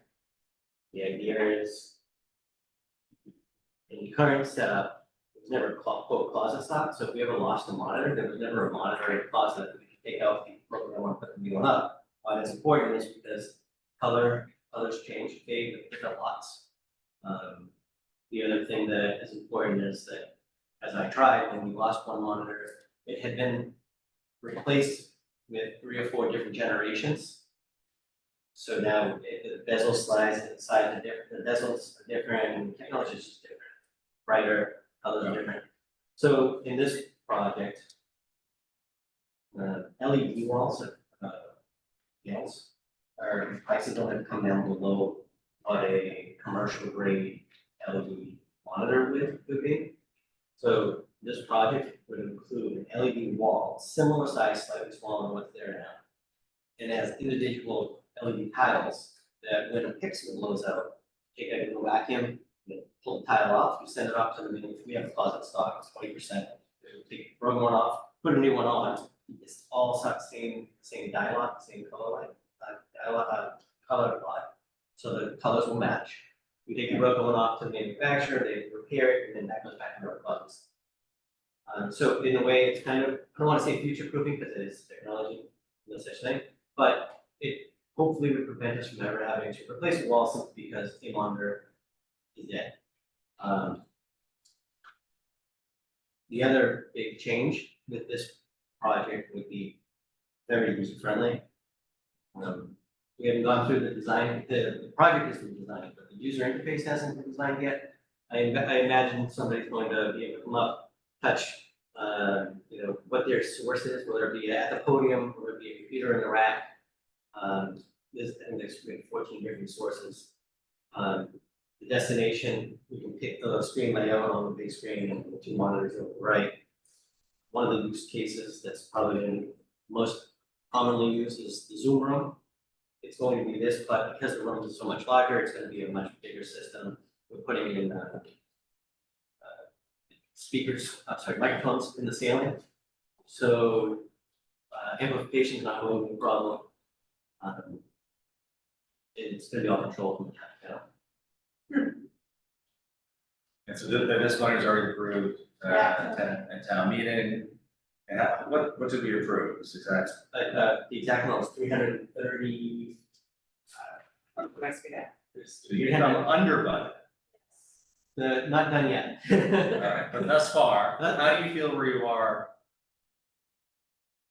I feel like we will come in under budget. I'm feeling confident. What's not included in this is, we've already spent 14 on design. So, and then this is implementation, purchasing and implementation. What's not included of the project is electrical. 302,000. So I just have, this is more for edification for us as we go through this difficult time. You have consistently come in here, proposed and come under budget, we're right at budget. Is it the industry? Is it you? Is it the types of, like, you're doing well here, and I'm getting a lot of bad stories. What are you doing differently, I guess is my question. Is it more the tech world, that those prices are consistent? No, the prices fluctuate. Well, so actually, let me take that back. The prices are fairly consistent. The technology changes within the price category. So that's one factor. The other factor is when I'm getting pricing, I'm not getting discounted pricing. I'm getting full retail pricing and putting that forth. So then when we get discounts, because at the time of the proposal, we don't know what those discounts are going to be, if any. The other piece of it too is, well, I guess, I mean, I didn't mean to put you in the spot. no, that's nice. That's the nuts and bolts of it. I mean, I always add in some contingency. No. Maybe I'm adding more contingency than others. No, I'm appreciating it more right now. Yeah. I'm sorry, all right, I'm sorry, didn't mean to sidestep, but open it up. Questions? Just wondering if we can have our select board meetings in there, the audio's good. Yeah, it actually, it should be. You hit the button Zoom room and automation happens. It opens the whole room up. Would be automatic. So again, it's trying to make it simple for anybody that has no prior experience with the room to be able to go in and hit a button, hit the touch panel or Zoom room, and TVs, monitors come on, and microphones come on, and you get to choose what you want. So my only question is that the last system was designed, built, and installed just 7 years ago. What's the longevity of this technology, if you can even have it a guess? It's a lot of money. Oh, it is, no doubt about that. 7 years. Well, I mean, that would be my guess. That's about. Yeah, 7 years is a long time. Technology. Yeah. It really is, especially when one gets the kind of use of that. And actually, this broke a year ago, so. That's But in fairness, it really forced us to do something because of the way the screens were. We had a 303, so 6 screens. And in that design, because we lost one and we couldn't find an identical replacement to fit the puzzle piece. And then then we had another one break and then another one, but the screen itself is what forced the project. We've had problems with the rack and they've been fixed. Some of them still on life support, but they're still working. It's not working with the screens. So I'm hoping that this newer technology, the LED wall that have little tiles can be individually replaced, provides a little bit more longevity out of the overall system. I guess my question is, from your point of view, Jim, will this be adequate for handling real emergencies where we might have people out on a seawall and might be able to? Yeah, Mark and his team, Max. Well, Tuesday, work with Mike to make sure that it's what us about the other one about that. Yeah, because that was my frustration when I was in a few of those emergency meetings, the technology was so poor that it seemed like it should be better. And especially now that we don't know what's gonna happen with the state government in terms of being modified, I suspect it's gonna be more flexible in terms of, remote meetings and Zoom meetings, and that's a good thing, so. I think it's overdue, actually.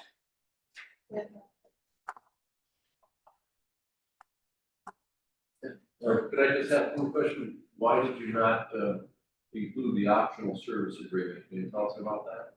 It's only $7,750 in the overall scope of a $250,000. So the project comes with a 2-month break-in period at substantial completion. I'm leaving it out right now because we can add it in as an operating cost if we choose to, so depending upon how the project comes in. Thanks. Okay. I appreciate that dynamic. All good. The motion to award the contract to DGI Communications for the engineering, purchase, assembly, programming, and installation of audio visual systems in the amount of $244,552. Second. Moved by me, seconded by Saracen. All those in favor? Aye. It is unanimous. Thank you. Devin Cafferty is not here. But Nancy's here to talk the transfer, and I assume sewer rates. I will be mindful of the board's time and understanding that normally this goes 2 or 3 cycles, so. Just grab my notebook so I can take notes.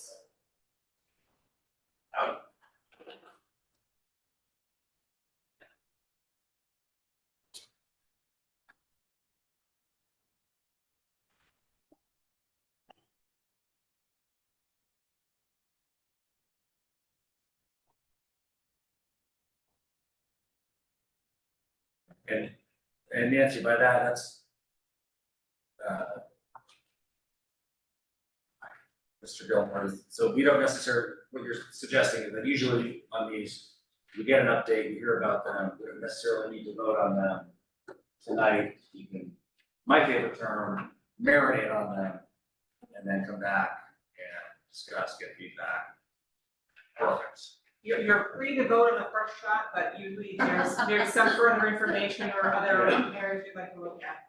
That's all right, Nancy. Hope springs eternal. So the transfer station rates, just to lay the groundwork, this potential rate increase that we're proposing is tied to operational costs. We're having a problem with the revenue stream that you know from several years for construction and demolition debris, which has been depressed and it's showing no signs of recovery, and we'll get into that a little bit later.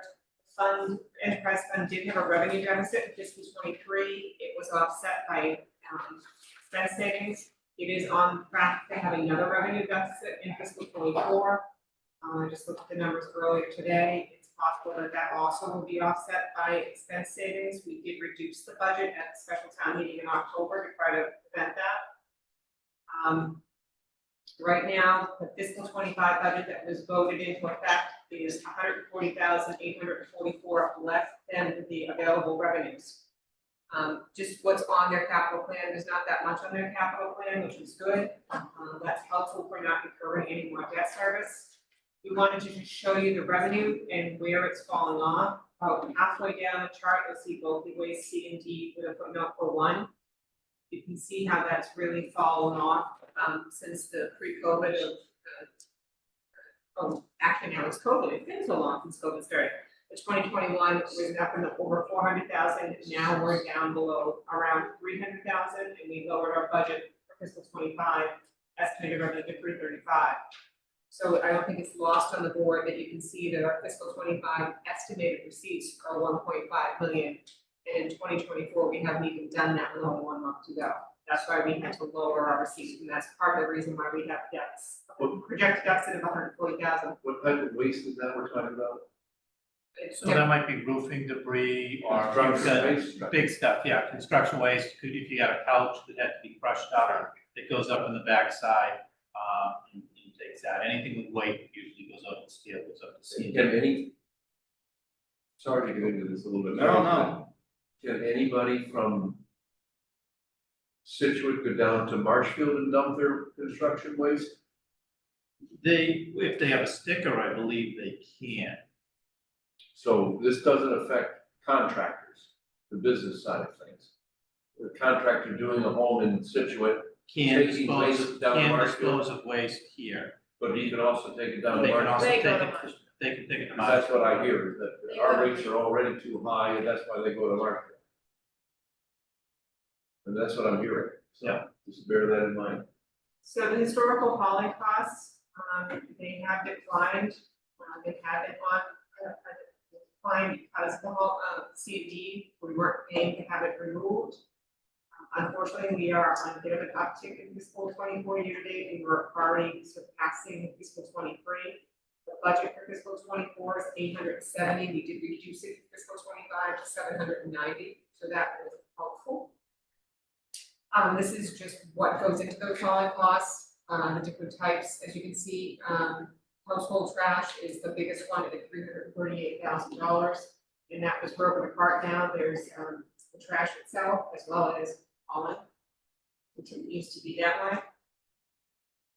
The debt service is a welcome relief there, it's declining, 2024 is the worst year, we just brought out a new piece of equipment, it will be completely retired by 2034, barring any new authorizations. But we try to avoid a transfer station price if we can. Again, this is just the capital plan going forward from 26 to 29. Sticker sales are still strong, so that is helpful. This is through January through April 2024. It's not a full fiscal year only because the majority of the stickers are sold during this 4-month period as people ramp up so that they can get rid of their waste and the current rates that are there. This is the C&D tonnage history. As you can see by the red squares on 2022 and 2023 totals. It has been depressed. Last year, we weren't sure if it was going to stay depressed. It has stayed depressed. To board member Dolores' comment, we've heard a variety of things. They're going to someplace cheaper. Another one that I think Kevin really believes is happening is they're getting just a dumpster. It's just less expensive to have a dumpster dropped off. Along with dumpster contractors in town, and they're very busy. So we could reduce our C&D rate, but it doesn't mean people will come back to us. It also means we have less revenue. That is the main revenue stream for the enterprise fund, is the delta between what it costs us to dispose of it and what we charge. This is the local communities and the different fees that are being charged. As you can see, we're in step with everybody else. There really isn't a lot of difference, even on the C&D. We're not the highest C&D. We're at 340, but Duxbury is 600 and Kingston's 480. And some of these entities that are marked with the 1 don't allow commercial C&D.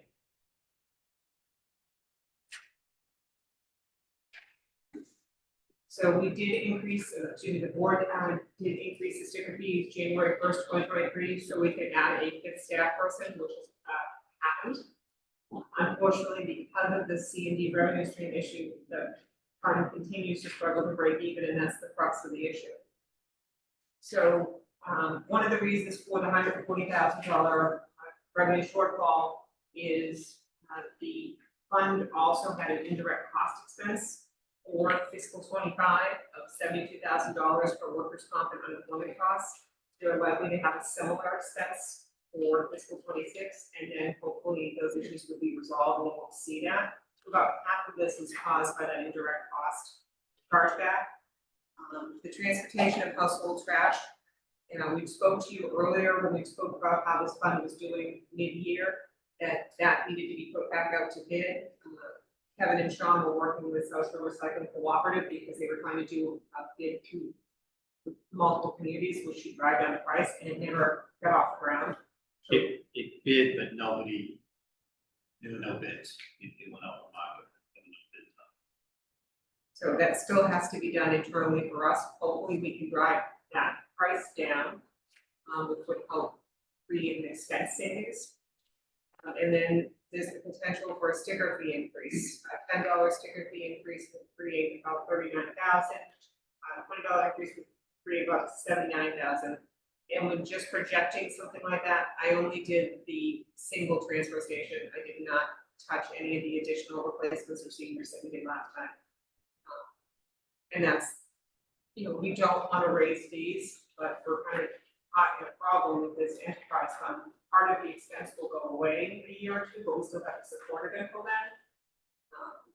But with that C&D seeming to have permanently disappeared, it's no longer where we're going to support this enterprise fund. So the recommendations that we're putting forth in this presentation, based on your input, are to seek bids for the transportation portion of the household crash to see if we can get that lower. Consideration of increasing the residential sticker from 105 to 125 to raise about 79,000. And then report back to the board at the end of fiscal year 24, which is in a few weeks, to say what actually happened, did we have revenue deficit, and is there any further expense reductions that can be made, or revenue that performed better than we expected, so we can change our revenue projections for fiscal 25. Based on that, we can make recommendations to the special town meeting in November. We need to further reduce the budget. And that's where we sum up. So transfer station is probably going to be the most difficult one to talk about tonight because we're a little fluid. All right. I have a question, but I'll wait till the end. Quickly. I'll just ask a simple question. Is this still a good deal for your average person? So you get the dump sticker, transfer station sticker for 125 and you go every week and you use one big bag. It's still a good deal, right? I guess I'd like to make that case because people can't simply do, I wouldn't advise it, just let the trash pile up. So you have two choices. You can hire someone to come get it. Most people on my street do. On the other hand, you can, you know, buy the sticker and get your bags and do it yourself. And so, but I still think if you just look at the numbers, if someone goes, they buy one sticker, they go once a week, they use maybe one of the big bags, which is sort of our household at this point. It's a good deal. So I just don't want people to think we're trying to nickel and dime them to death, but if you look at the alternative, which you have to have, it's a good deal. And it's a social situation down here. We're fine. People meet people. We're not talking about raising the bag rate, are we? No. Just the sticker. The bag rate is stays consistent. $2. Yeah, for the big bag. My big bag. Question? I have some just a little tempting of knowledge, I'm a little confused about it. So when we built the budget that we just approved for fiscal 25, we did not, and we had a budget that covered costs. And what we're saying now is expenses have increased. No, the budget that was voted in fiscal 25 for transportation and sewer, so that's really aggressive now. They were specifically proposed that they would have to have a rate increase to move forward as they were, there would have to be something that both sewer and transfer station were not balanced budgets, they had to be some type of either a cost reduction at a special town meeting or a rate increase for both. I don't remember that back to it, so that's why I was confused. And the other question I had is, if we were to vote tonight on this and say, okay, we have to do what we have to do, the impact on revenue is not going to be until next March, for the most part. Correct. Because everyone has already acquired, most people have already acquired their stickers. So so the urgency for addressing the increase, you know, if there needs to be increase, sticker price is not until probably September when we're building the next budget. You can wait. Honestly, my feeling is with all the unknowns, with the fluidity that the finance director has outlined, I think it's premature to make any decision until we have that, and we're not pressed to do so, because it really isn't good at having the revenue stream near term, with regard to the sticker price. I have a couple minutes, yeah, I'm not excited about raising $20 on sticker price. And the impact of that, since we have to go to special town meeting and ask for what, $41 there. So are there any other options? And I have to ask this question because when we asked it and we looked for additional revenue, the answer was different. Do we really need a rolling overhead door? And do we really need the waste scale replacement? Or how much do we need it in dire times? We're asking the question differently to all the departments. So I'll address one of them and I'll let Sean address or Kevin address the other one. The weigh scale was actually broken in fiscal 22, and we lost revenue for like a month and a half because they couldn't accept any C&D, which is the main backbone of our industry. So the weigh scale is limited, but I'll defer to Sean. I mean, I don't know much about anything besides that is how you get the revenue, so I would think that would be more of a priority than the rolling door, but the waste scale is like 2 years from now, right? The waste scale is 2027. It's a projection of. Oh, okay, and the overhead door is 2026. I have 2 down now, searching prices 2 overhead doors. to get into the building. There's 6 on that building, and then you have 6 small ones for trash, with it actually throw the food bag in. Yeah. Right now, I have 2 large ones down. I was supposed to have a quote a couple of weeks ago, so I'm still trying to manage that. Put those back on, so right now, everything has to go out the rear of one building. There's 2 doors on that end. And then are there any other options? Yeah, I think to Member Canfield's point, we can delay until there's nothing that's in the rates that's gonna like drive money in right now. Yeah. So we just need to resolve the delta of the 140,000 before we go to set our tax rate in December. So that gives us another town meeting between now and then to reduce costs. And we can also see how fiscal 24 ends and see if one of our projections is low and we can scoop some revenue that way. If our hauling costs only come in at $725, we can reduce our budget as well. And then that will also give us time to put the hauling, the actual transportation contract back out to see if we can't get some relief on the household trash transportation. So there's a couple of different things we can do between now and then to try to solve the problem. But we normally have rate reviews in June, so we don't want to leave transfer station out. But you don't have to take any action right now. We just want to make sure that you have the information and know that something has to be done between now and when we set the tax rate in December. And then I have one other question regarding the types of rates. So the transfer single additional replacement and then senior is a reduced rate. Now, is there a reduced rate if somebody has financial hardship, or is it just senior? Like if you are a food pantry participant, you go and buy your food bag somewhere else and pay your $105. It would still have to, there is no hardship. There's no hardship.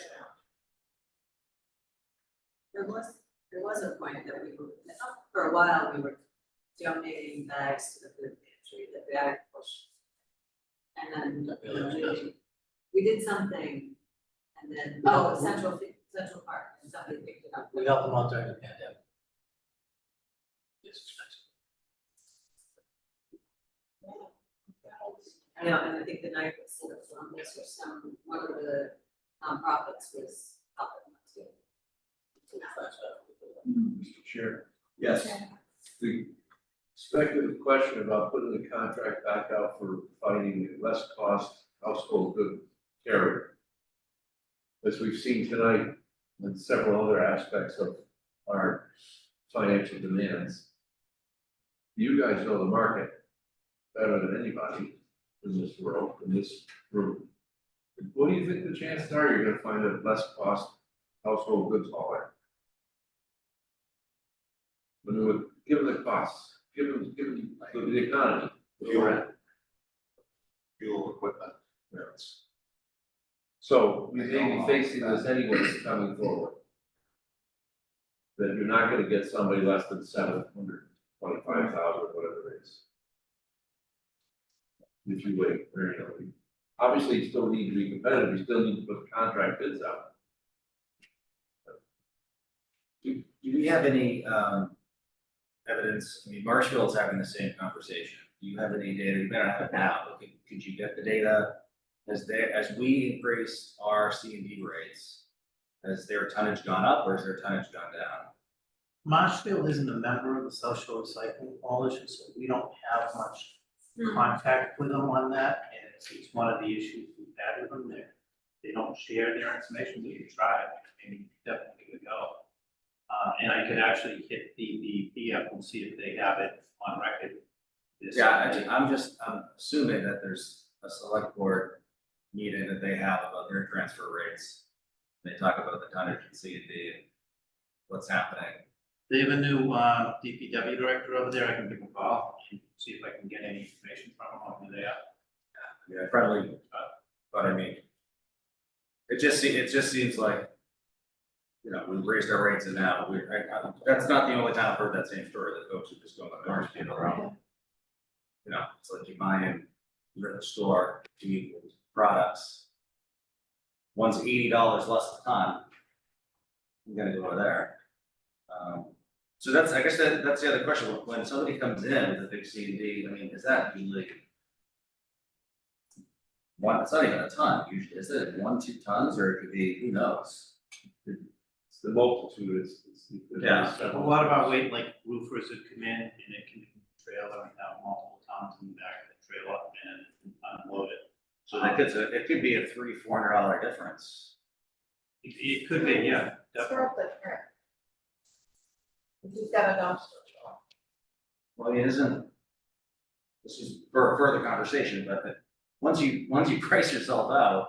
No, but you also have the convenience, you know, with people dropping a dumpster in your yard and loading it up and getting rid of all that stuff. You don't have to haul it, you don't have to do anything. Right, where's that dumpster going? They usually get out to Braintree. They get out to Braintree and they go to that station there. We offer them a deal? No, I'm serious, the biggest issue on here is the C&D. And we're getting people getting trash, and if we need it. No, because we're a residential transfer station, not a commercial transfer station. Right, some of you guys are full bigger executive. There's just more dumpster companies now than there used to be. Well, there's the big box stores offering those big things that Right. they'll bring stuff away. Right.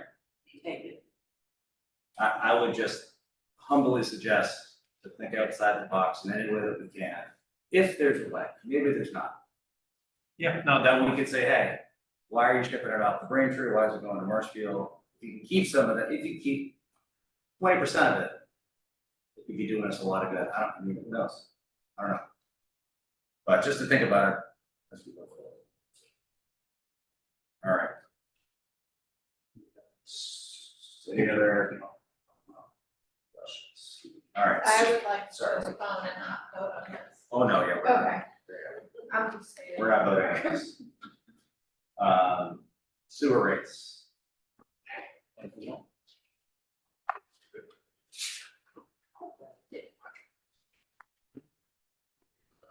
Thank you. Thank you, sir. Thank We'll you. get you that information.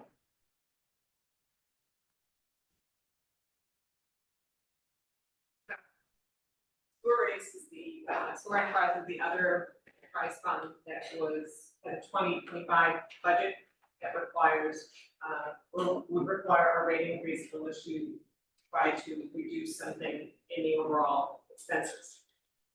Factors that are driving this particular one, maybe nothing new for you in this, electricity, contractual increases, the indirect costs, specifically insurance and employee benefits, and then just the overall material costs like parts.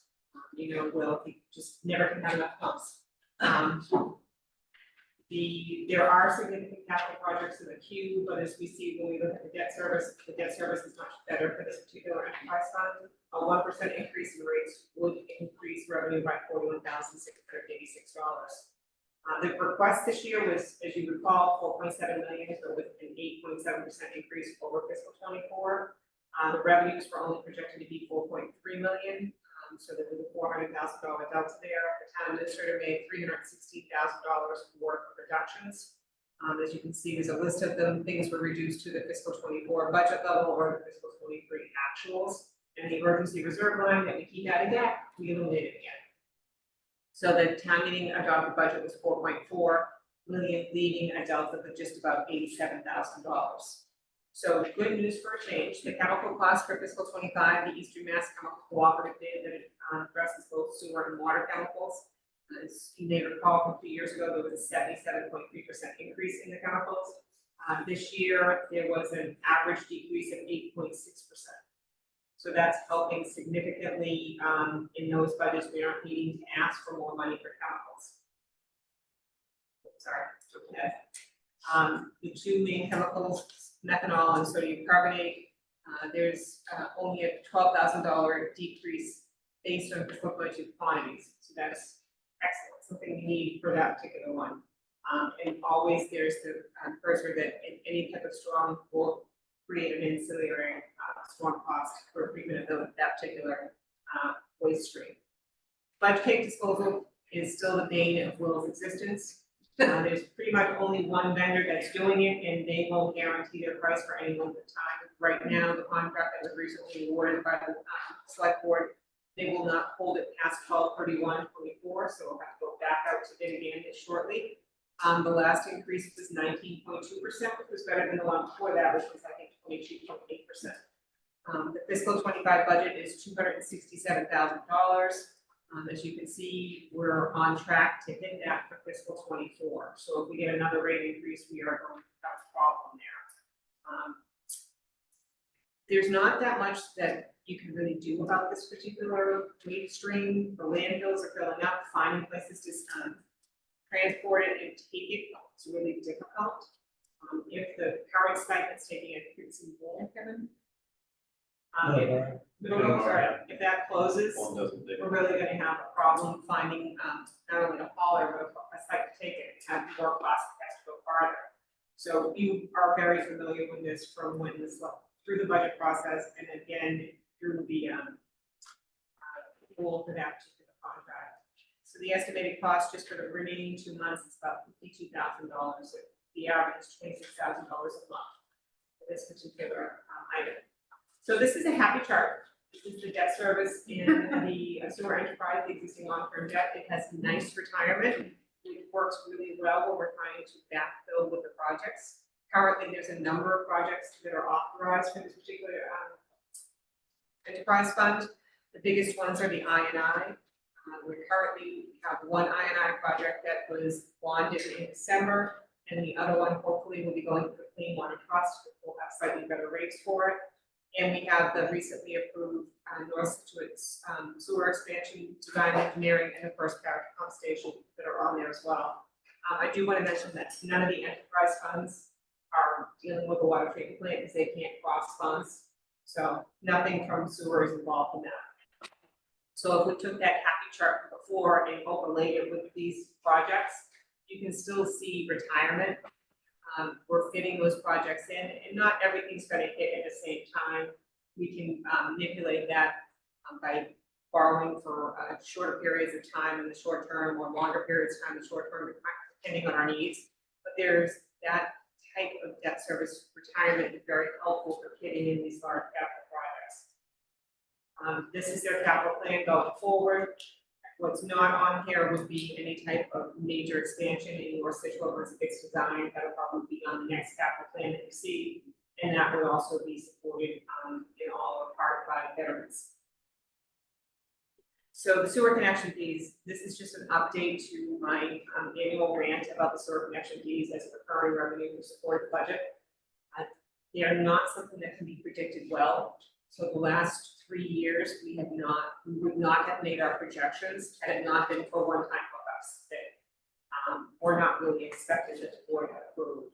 So as of this presentation, our budget for our revenue estimate for fiscal 24 was 380. We've only brought in 240, and we have a month to go to make up $140,000. So this particular revenue stream is not one that I'm happy about.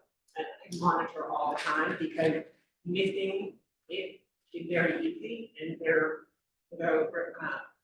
connection fee of $16,000. We really need to make every single one in that revenue estimate.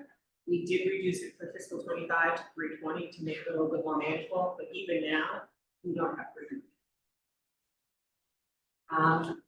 The rate composition is based on the quarterly base charge, which is a set amount for every single quarter, and then the usage is based on water consumption. So any type of storm, drought, water restriction imposed by the board or other entity, water conservation measures or user behavior will either inflate or deflate that charge.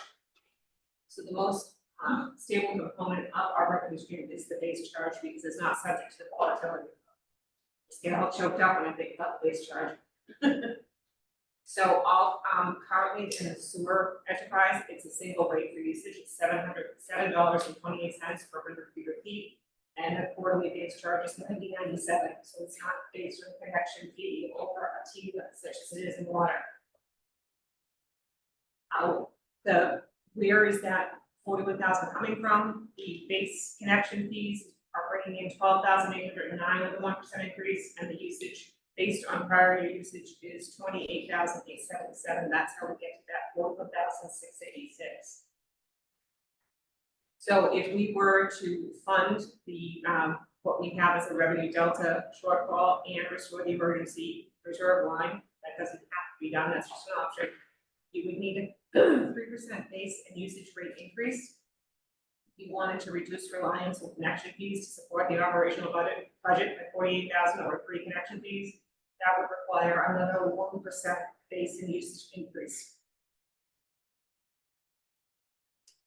So what has happened in the past is always important to look back and see what those rate increases have been. Last year there was 10%, the year before there was 16%, prior to that it was 9%. This particular enterprise fund did not have annual rate increases, even though just a small amount match what the contractual increases were. So it fell behind. It was also reliant on retained earnings to support the budget. We have weaned ourselves off of retained earnings, which is good. We're relying on our recurring revenue. But we do have to get our rates so that we have our reporting that is reasonable.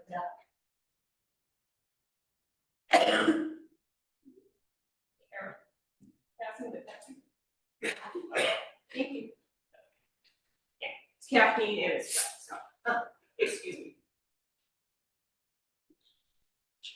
So on our fiscal 23 rates, the average bill at 7,500 cubic feet, we're a little bit below that. That's the average that's used.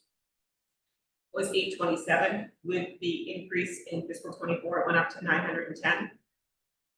These are your options for, I didn't try to split it too much for base and usage. The board didn't have an appetite for that last year, but options 6 and 7 would split the rate based on base versus usage. And you can see the different amounts that would address that. So there's a variety of things that the board can do. They can just specifically target at $86,000. That would be a 2% increase. If you want to get back that 25,000, you're looking more along the line of 3% increase. So those are just a few options. We built the water matrix last year. This year I built the sewer matrix so we can run different variations of this. So we can have as many options as you want to see.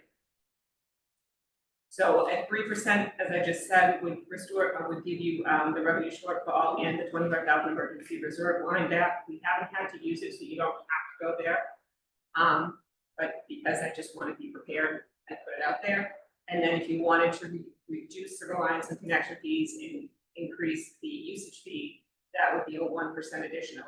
So, because I hate connection fees, because I don't think they're reliable, my recommendation to you is 4%, but we can get by with the fiscal 25 budget with just a 2. And this is where the other communities lie. So with a 4%, we would be number 4, which is where we were last year, which is no great shakes. We're still in the middle of the pack, and it's still extremely expensive. So we don't look at that and say, okay, great, we're number 4. It's still $946.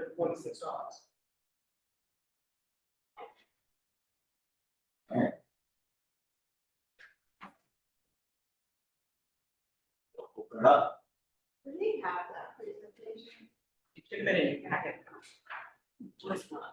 Yeah, I'm looking now and I have to apologize. I do don't not see have what it in my saying, 'cause packet. I'm following along That's as well, so.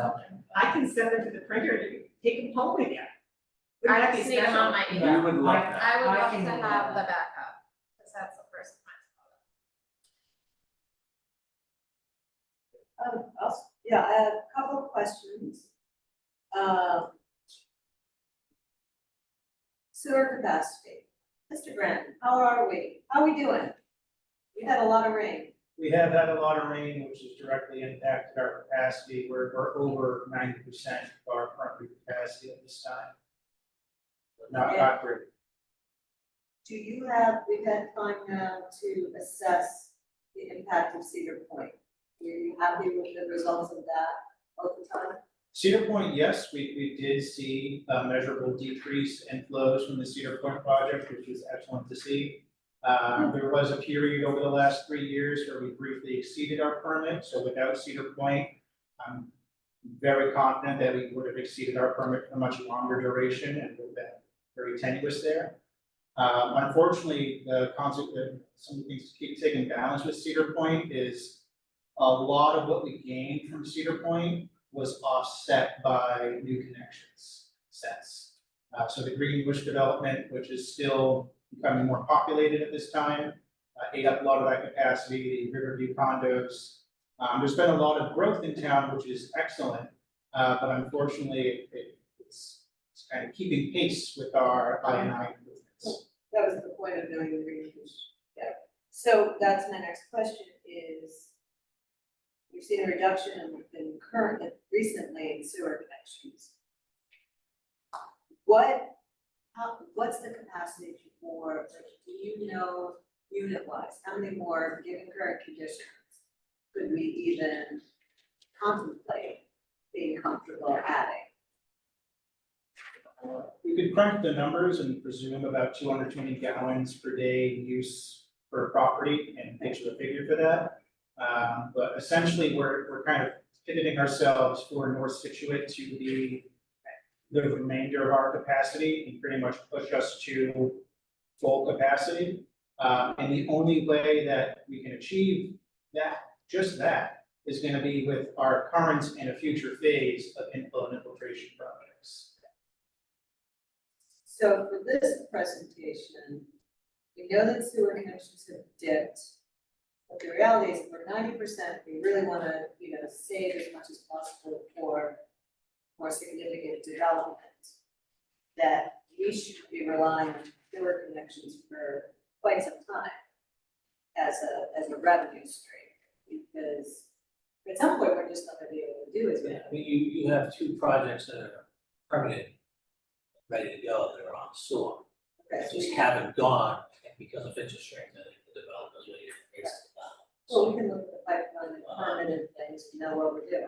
Those are right now the last 2 large projects that you would see on the sewer until you get the SSG. And that's the Greenbush, the one across from the medical building. Yeah, the old medical building, at the Rotary and Celtic Cross. Both private projects, close to that.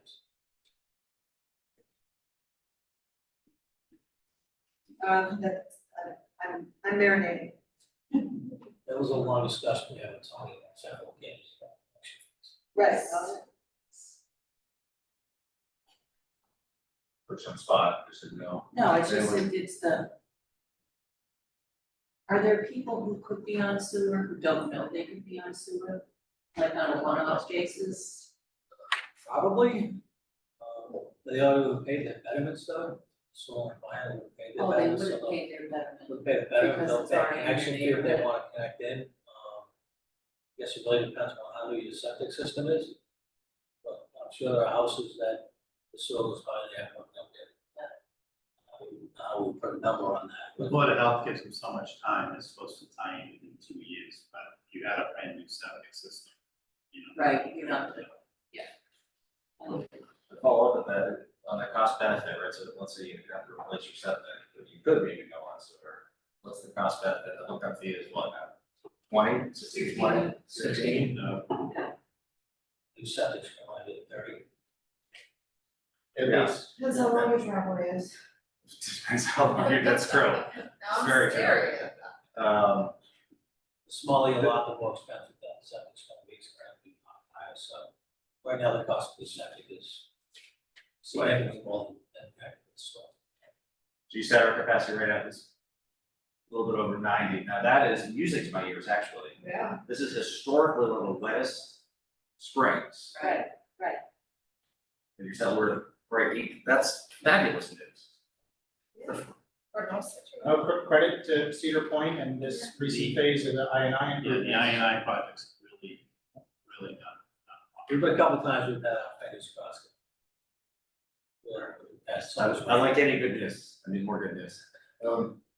Just like the last conversation, how actionable is this tonight? Is this something we need to know? We can Marinate on this, Marinate. yeah.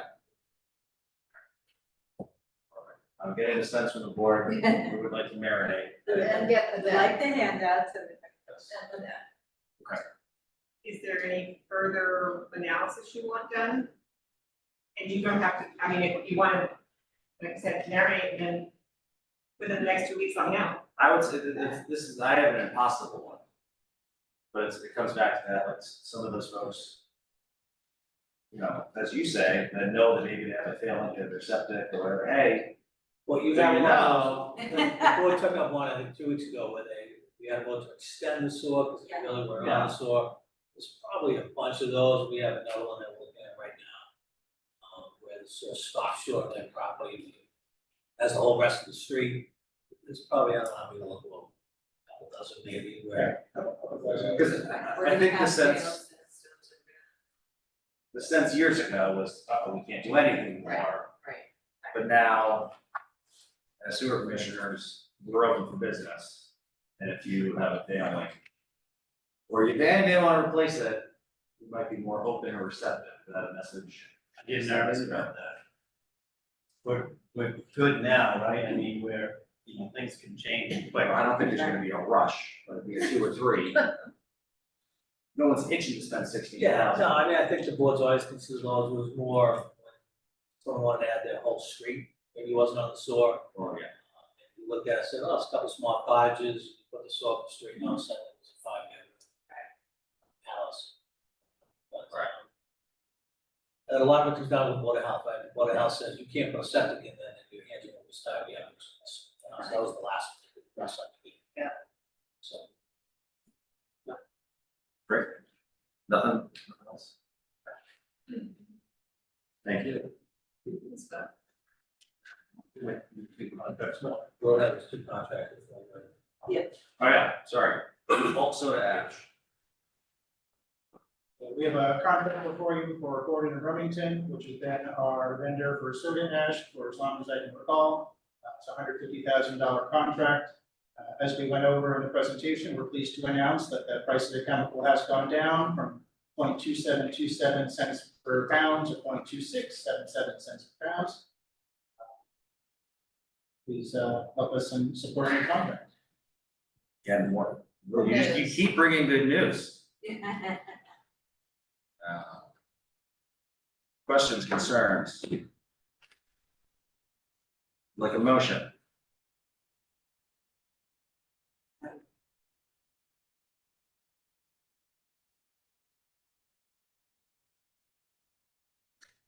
Move that the select.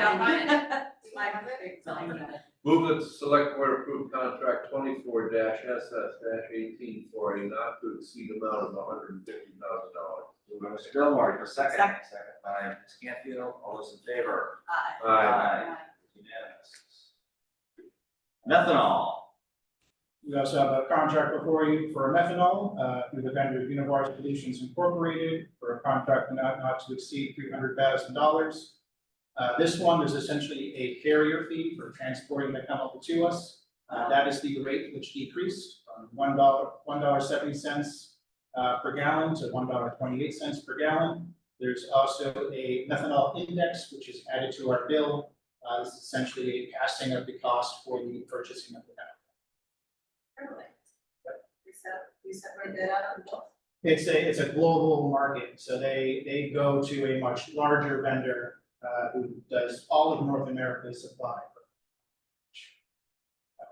And they have all their prices indexed and historically available online for us to fact check and verify.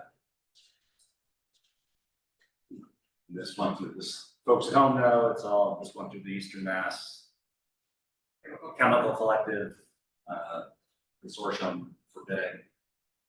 Great. Questions, concerns? Seeing none, motion.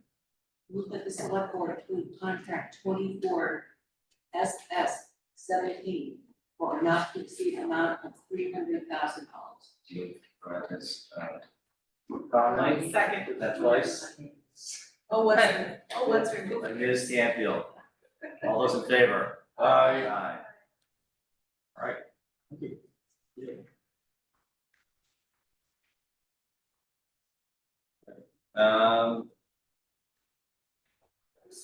No, we're gonna take a 3-minute recess.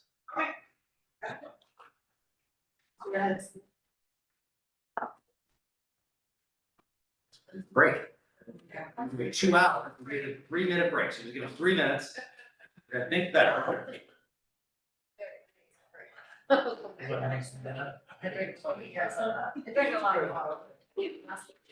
See how you. Can't go too long, like 2 hours. So this is new information.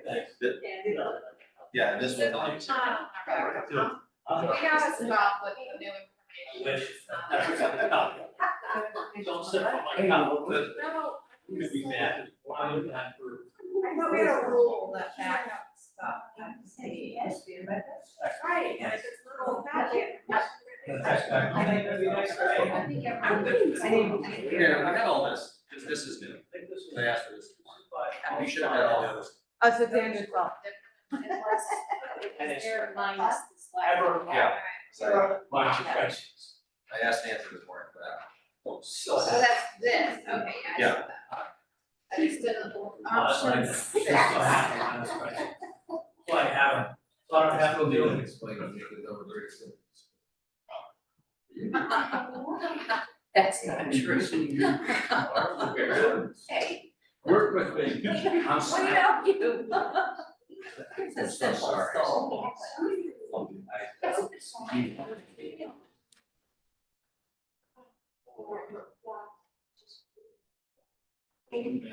Right, I'm not crazy, you ever get to the break? I already took, Right, am I crazy? You're not crazy. Everybody was. Am I crazy? Figure out this out. Yeah, a little bit. Okay. I didn't discuss that, but it was. Let's see what it is. Nancy's got a variety. What are we doing?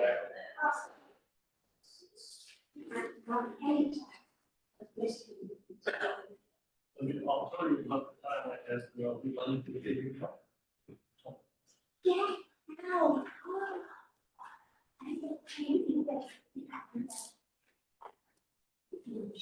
Where was the page?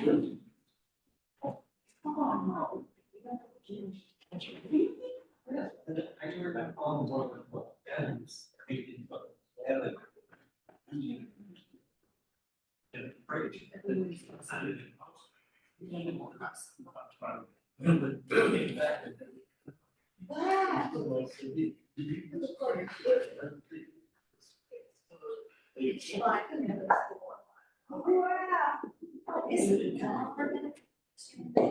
Yeah, it's usage. All right. Good. All right.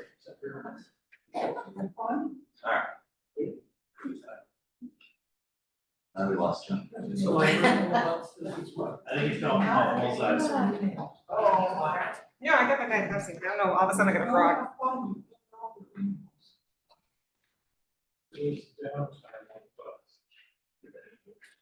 So this we have, is this new?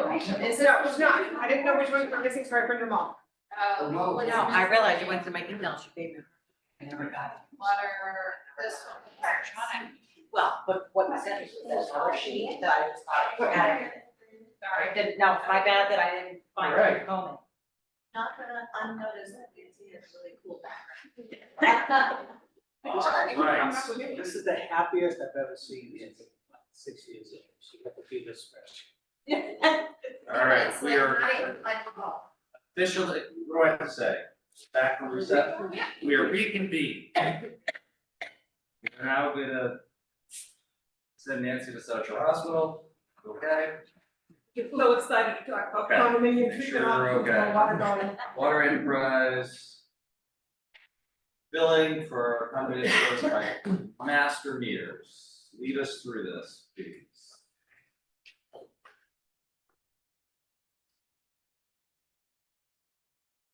So the board had asked us with looking at options for the master meter condominiums because there had been concerns raised when the fourth tier was first introduced 2 years ago, 3 years ago now. And then this past year, when we went to 100% differentials between the tiers, tier 2 and 3 and 3 and 4, that this was a hardship for some of the complexes. So working with the water department, we identified 50 buildings potentially that were impacted, 42 which were residential rate customers, serving about 489 different units. So the options available to address this perceived hardship was to convert to meters down to standard. Update appliances with more efficient models using the water rebate program as an offset to some of that cost. In order to change the adopted billing methodology, having something specific to condominium billing with master meters, or roll back the tier differentials that were adopted last year, which we will talk about options of that in the next presentation, because you can't have enough presentations for me in one meeting. Getting the water rates. So one of the things we looked at was the town of Watertown adopted, this is right off the back of their water bill, where they look at treating a master meter condominium by taking, rather than having the master meter base charge be, say, a 2-inch meter, every unit gets a single meter charge, and they take total usage for the complex and divide by the number of units to get an average consumption. And then they add it all together and issue one bill. So I did do that on this lovely little spreadsheet that we have. We have it electronically, and that's just cool. We also have it physically, which is also just cool. But I pulled all of the 50 complex with 50 identified accounts and pulled a year's worth of consumption for each and recalculated their bills based on different scenarios. Unfortunately, we don't have 12 billing periods in fiscal 24, so there's 11 actuals for fiscal 24, and then for the missing section C, which is being billed this month, they used last year's section C fourth quarter. So it's as close to the actual that we can get. So if we were to adopt the Watertown methodology, it would be a total reduction for those 50 identified accounts of $114,131. To offset that from the revenue loss, it would have to be a 1.5% rate increase to all users. But not all communities would benefit from the Watertown model. High-use Can I communities. stop you one thing? 1, 2, 3, 4, 5, 6, 7 of these listed have under 5 units, if I'm getting this correct. Right, so So I is did, the Watertown model not a 5-unit, not proposing 5 units? I did all of them, You're and proposing we more than one? I did all of them, Okay, because that would be another question is, where do you draw the line? Well, how do you create a master meter? okay. When your point is well taken, the Watertown draws the line at 5 units. Okay. So assuming everything, 24 of the 50 would benefit because they're high users, meaning that they get impact by those third or fourth tiers. Not that they're necessarily high users themselves, but then the low use communities such as Scituate Housing Authority would pay more, which is 26 out of the 50. So the Watertown model for all of those identified master meters would actually be more detrimental than positive. So jumping off from there, we looked at other options. Could you do a partial adoption and treat some complexes differently than others? It's, from our perspective, it's not equitable, that some should be treated one way and not another. So you can't have, it's very difficult for them to separate that out because of, we figured out how to do it in the billing system. But it would be, are you showing favoritism to one complex or another, or if they have a change in usage, when do you decide what that level of usage is? So based on that, the Watertown model, the lower users would be subsidizing the higher users. So what other options do we have? You could roll back the tier differentials as part of the next rate review, which will be shortly, later on this evening. A 1.65% base and usage rate increase, you could roll back the differentials to 90%. And the rest are on the screen, it would take an 8.52% base increase to roll back 50%. In the actual water rate presentation, I did multiples of those, looking at what if we just went back to the way we were in fiscal 23, what would we have to do? Another option would be to install the single meters for each unit. So with that, I want to open it up for what further analysis you would like to see on the heinous 11 by 17 spreadsheet. I looked at what would have happened if last year we had adopted one of the other options. So we adopted option 6. It was the large tier differentials. So if we had adopted option 2, which was the 9% increase, with the tier differential being 65 and 50 in those last two instead of 100 and 100. And you can see it is still a mixed bag. Some are going to pay more. The lower users would pay more because the base and usage rate goes up, but the higher users would pay less. Their bill still goes up because the base and the regular usage goes up. But that would have provided relief. If you had just done option 1, which was not changed the tiers at all last year, and done a 10.5% increase, again, it's a mixed bag. Everyone would pay something more because the rates would have gone up 10.5% instead of 2%, but those high users would not have seen as much of an increase as they did because of the master meter situation. And then the third, the yellow column was added, it's not in the packet that you have electronically, that's why you have the physical one as well. This looked at if you just did the condo units without hitting tier 4. I can't think of a way to do that in the system without creating a different classification. So you have commercial, residential, and then you would have like master meter condos. Because the way the system works, it's a rate master. You can't say don't look at 4. It wouldn't work. That's not one of the things we can do. The condo unit is something we can do. And at the bottom, you have the rate increase that would be required to make up the lost revenue. And the red arrow is what we currently have, if you got lost in all the joy out of the columns. And there are 7 of these complexes that are on commercial rates, and some of those are mixed use. That's what I wondered about. Yeah. Which ones are mixed use? I believe the New Brickway, Millward Plaza, and 50B Country Way. I did talk to the water department's staff, and they said some of these at the time that they were approved have different requirements and different agreements in place that made them commercial, as they put in plastic rather than copper or vice versa. So there were agreements that were made along the line with some of these developments. But some of them are specifically mixed use.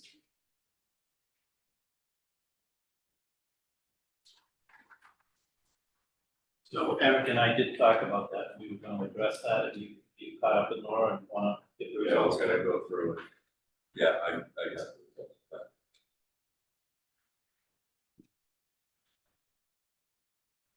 So, yeah, what is the practicality of installing individual meters in every unit? That's what we asked them to do first. You know, what is that? What's the logistics, the difficulty, the pluses and the minuses, because I'm new with this.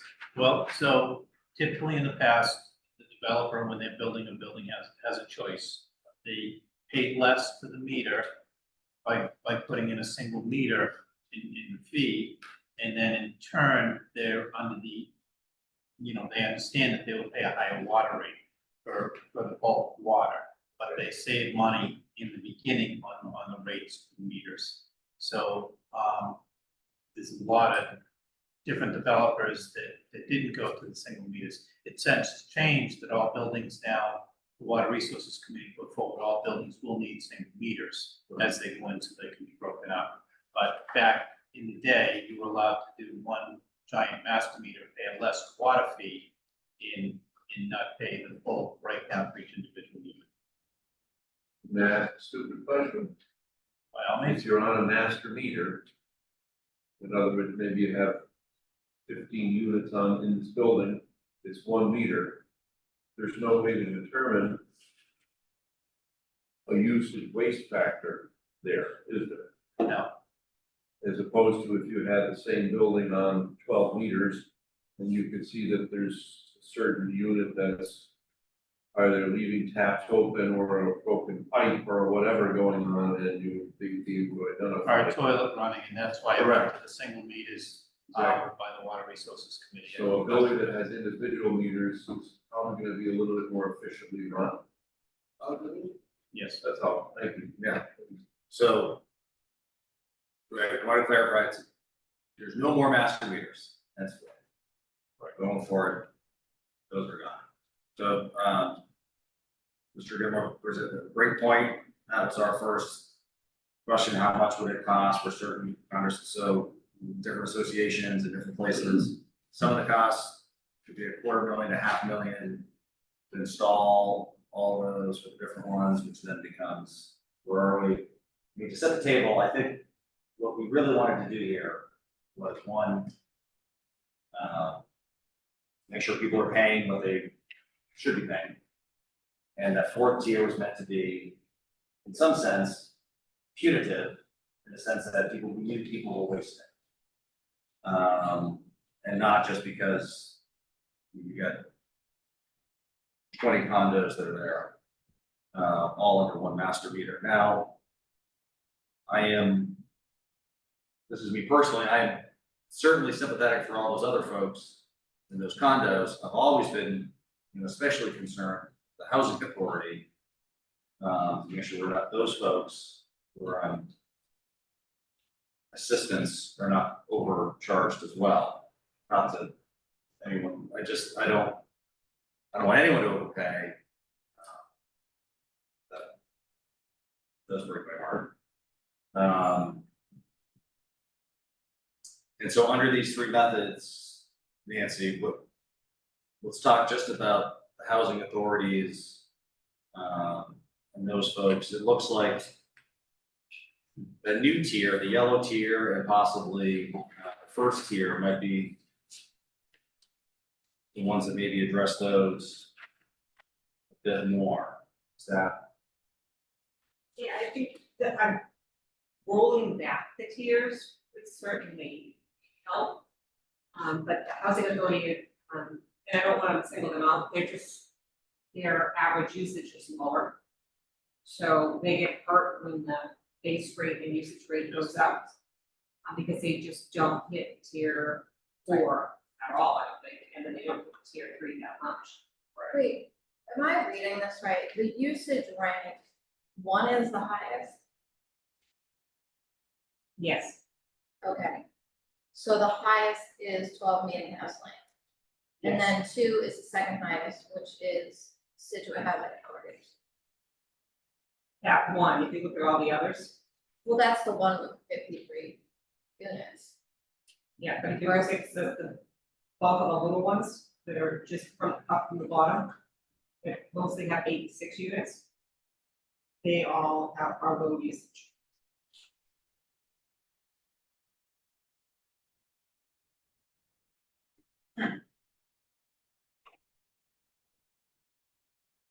Even if you compare that I guess I'm particular- just not like, there's high Scituate Housing Authority usage, and then there's some that are lower. I mean, I don't know what the difference is. if you go 2 down from where you were just looking at, this is your housing. authority, Scituate Housing three Authority. units. All these Right. at the 8. So look at 2 down as a 26 unit building, if you look at their usage and double it. Compared to what the 53 unit building is. Yeah.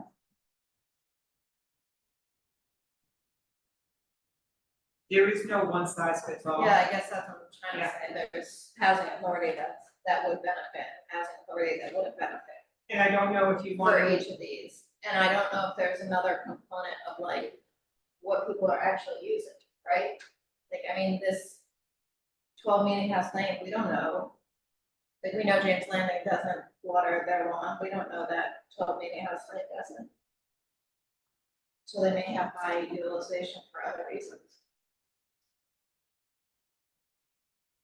and I don't know if the board wants to look at the water rate presentation in conjunction with this, because some of the other questions are addressed in that. With different options for how to address the hardship that's been created by the storms here. Or I can just go to that particular slide that has different options so you can see it. There's total usage though, Yeah, Average. We could get average unit usage, we could. just to answer your question. Right. yeah. Actually, I have that in a spreadsheet that I used to back out this calculation, so. Like, if for anyone that you want, I can tell you. Glad you got to go, you're happy. Okay. So. Just get the feeling, we're over, I mean, I deeply appreciate how that we look at this and that you address this concern. So as Mr. Goodrich said, the entire reason that the changes were made to the tiers was because we wanted to discourage overuse of the water. That was the intent. What was not anticipated or realized at that decision was this master meter on multi-unit buildings. So, you know, at James Landing, there's however many units there are there. If on average, they're all using a normal amount of water, which would put them at tier 1 or 2, they're being penalized for that, and that's what we're trying to address here. And I think it would be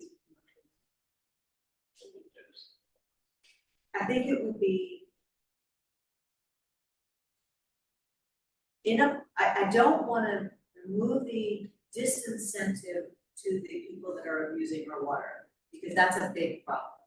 You know, if somebody's running their, you know, irrigation every night, every day, that's what we were trying to address. I think the threshold that Watertown has of, you know, putting the line in over a certain amount of units, you know, if you've got a 2-unit building, they're gonna work it out together, right? I'm not so concerned about that. You're in a 2-family house, you share a meter, you're gonna know what your neighbors do. And multi-unit, You don't have any control of somebody's toilets running or whatever, that sort of thing. I mean, there's a whole lot of factors here. I hate to start tweaking the tiers. Because then we solve the one problem, then we create the other problem again. I don't know how we can weigh those two things, without refining what goes on that list. And not penalize the people that, are road users. I don't know how to slice that. Well, so I would suggest to the whole board, this is gonna be one where we're all gonna, if we vote on this tonight, we're all gonna live a little bit unhappy because there is not gonna be a perfect solution. No. Because not everybody has a good meter. In a real world, it's like a cell phone plan, you pay what you use, but people don't have individual meters. So they should have. Should, and how do we get them to an individual meter Well, is a that's larger an older question. building, they looked at the Right. costs. It's too expensive. It's too expensive. And we're not gonna do it for the housing authority. It's the costs. So we have to find an imperfect solution. That's all I'm saying, is that we're not gonna find a perfect. Yeah, well, I am definitely on the advocating that, the folks in this room, the folks that are on this list are unintentionally being penalized, Yes. and that needs to be rectified. So I asked Dan, that's why I'm not pushing for the LO, but I was with you, I thought we were overcomplicating. Essentially, we identify the master meters, and you knock them down a tier, that's what that last one is. That's the yellow. That's the yellow.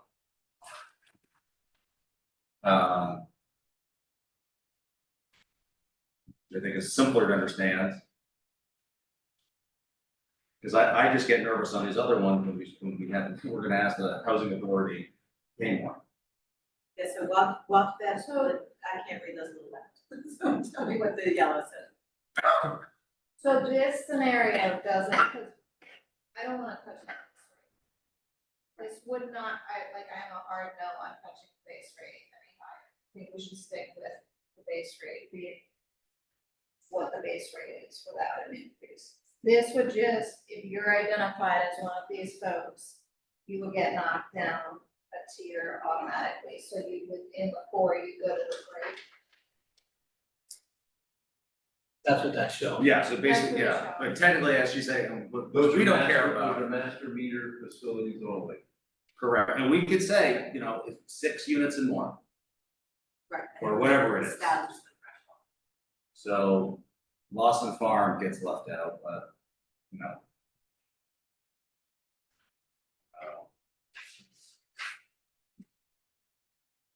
or these are the 50 that we've identified, we go from this list. Makes it easy, because they're all multi. So then that Create means new none of the building housing category. authority gets any savings. Right, but they wouldn't get savings under any other scenario, Yeah, because they're already low users, because they're low users. except for Who's this side, then Central Park. Central Park would save.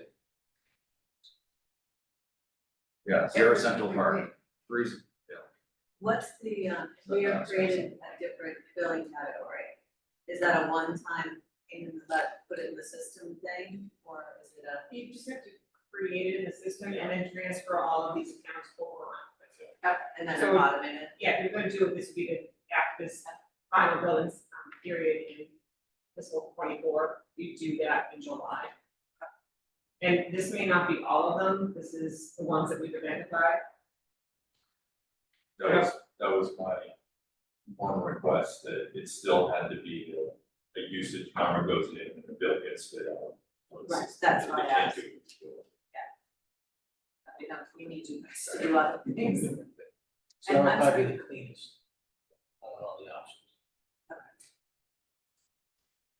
And what did, I'm sorry, I missed, tell me what you said about, none of these are mixed use, or are they are? The ones that have red, some of those are mixed use. And commercials will be top though, so it's not commercial. 75 application. yeah. So that wouldn't even be included in this. And going to the yellow block, which would be having a master meter, identify folks of whatever. And we can recalculate that. That means an overall revenue loss of 116,000, that just has to be factored in the rate increase. So it may not be the full 116,000, depending on where you set the number of units. But the rate increase doesn't have to be the base rate increase, right? It would have to be, I would recommend base in usage for everybody. Well, I just go back. I don't wanna do things, but I mean, I can be the no vote. Well, no, But I I'm think the whole concerned. point of this is to, we've gotten letters from people that do not live here full time. And, that the base rate is even high, so I would advocate not touching the base rate. I can be the no vote. If you all, if that's what you all wanna do. I mean, Nancy, when she does a presentation, she's got a bunch of those different scenarios. The goal of the board is to drive down usage, then you want to put more of the bill on the usage side, on the base rate side. I did get a letter from a gentleman who has a summer house here and his entire family, and his 900 grandchildren, all take showers while summer, and he thinks the water bills are too high. Well, that's not, I was Those are talking exactly the about the people that this letter is that supposed to be. who's in Florida and they, all they do is pay the base, their entire bill is good for the base. Then it's, That's true, they Some- should, because we wanna reward people that don't use it. And not that, if they run a hotel, they maybe should be charging. A room Their fee, children, a room fee, grandchildren. I don't know, Right. maybe their kids Well, can let's- pitch in. Let's slice off one solution. And then, yeah, then we can address the rate. What we want to do. Any questions from the board for, No, I would make a comment, I like the base rate staying the same and relying on the usage to accommodate if you're gonna lose $116,000 to make that increase on the use. That is exactly where you're focused. felt like I interrupted you. No. No, we're good. Right. Anyone from the public, questions, comments? About anything? And just, because I forgot to say this earlier, we're here, you're supposed to say your name for the record. My name is Eric Clues, KLZ, I'm the president of K Planning. And I have been a council put on board. And George Humphrey, he's our treasurer, he's done all the calculations for us. And Mr. Vina. And we have a lot of information, we're helping happy to help out here. The just one question I can address is the individual meters, we would be happy to do that, but the James Landing it is impossible. When you allow a developer to build a stable amount of money in the beginning, because one thing, you put one pipe in and you can't buy it up. That's the solution. And other than that, we appreciate your consideration. This George.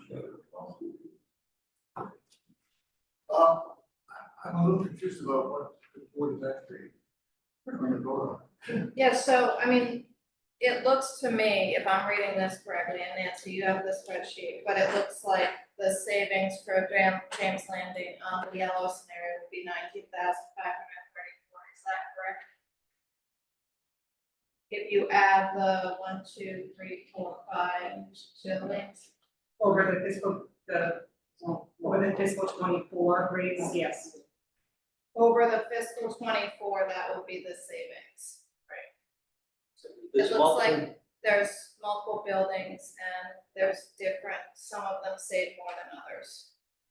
So yes, the total cost will go down by about 19. I had $19,534. Right now, you're, Actually, one building is not on the list.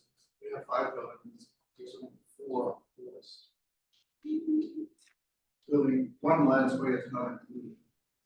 Oh, there is only, okay, so which one's mine? Let's see what I I don't see did here. So two lads away, so there's one lads away, are they the same, about 10 units? So it's 50 units total, 5 buildings. Okay. Yeah, so that would be another about 2,500, so So it, yeah. so you're looking 22,000. 22,000. Although Nancy could do her. Well, my The proposal that the board's discussing, right now, you're paying at tier 4, which is our highest rate. What the board is discussing is, we have a commercial category, we have a residential category, we would have to make a third category, that would be master unit facilities over X number of units, would then be their own. You're gonna have tier 4 usage, we build at tier 3. That's what they're talking about right now, seems to be, that's the cleanest out of all the options we have, because it doesn't raise the cost on the housing authority and some of their low usage. So that's what they're discussing right now, kind of as the solution. So even though you'd be a tier 4 user, you build at a tier 3 rate.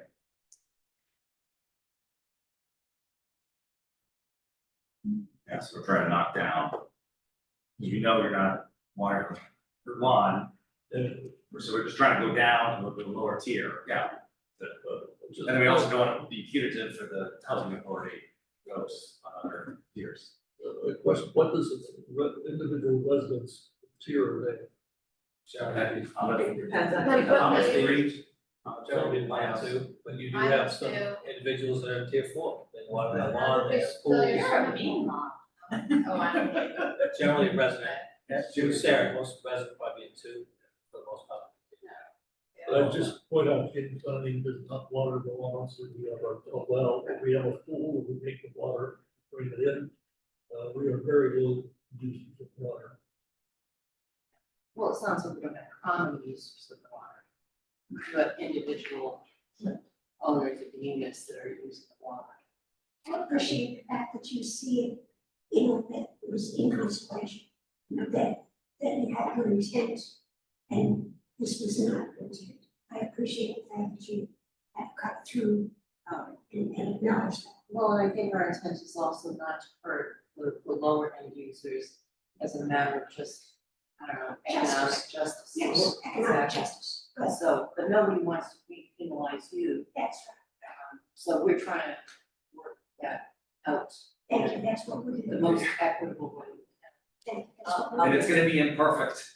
Yes, I'll be it there, for because- the 4th of July, if everyone comes to my house. Yeah, it will, because 2 Labs Way uses less water than 44 Labs Way. Which the buildings Yeah. fluctuate too, the usage fluctuates, even within the, to Karen's point, it's about the utilization inside that. Because I'm sure some units, there are more people living there full time, other people are gone Yeah. every year, so. How does the building association bill water? Do you take all 4 or 5 buildings, put the whole bill together and just parcel it out as part of the condo fee? We just include the total bill in our budget and And it's Part of part of the the fee, condo yes. fee, yeah. There's an outlier. Oh, yeah, one of them is the rock. And you can get, what is it, the rebate program to get low use water too. There's, to replace appliances and stuff. Awesome shit, additions. And this also for the residents, I mean, this is, you know, this is not the perfect solution. It's not going to be. You can, this water rates, we can revisit, we can talk about, as we have to do every year, we talk about water rates and make adjustments. So what's the tenor? Oh, sorry. This proposal will be effective July 1st for the next fiscal year. Yes. Yeah, And we were told that we could file an abatement for the current fiscal year, but the process doesn't speak. Talks about hardship, it talks about broken pipes, doesn't address the specific issue that we have. Yeah, so we're not talking about abatements for this. There is a process, what is the? Well, it's a It's the hardship. So we haven't changed those. So we could try to abate our last bill based on hardship. I'm not sure we can hardship with you though, You because it's. you have the right to do it. You can file it, Absolutely, absolutely file. goes to the water department, it comes to me, and if there's still agreed, we end up back now. Number one is to fix it going, fix as much as possible going forward. And I then wanna fix this one. ruminate, right, we're not marinating, we'll ruminate on abatements, if you're not satisfied with the water department response.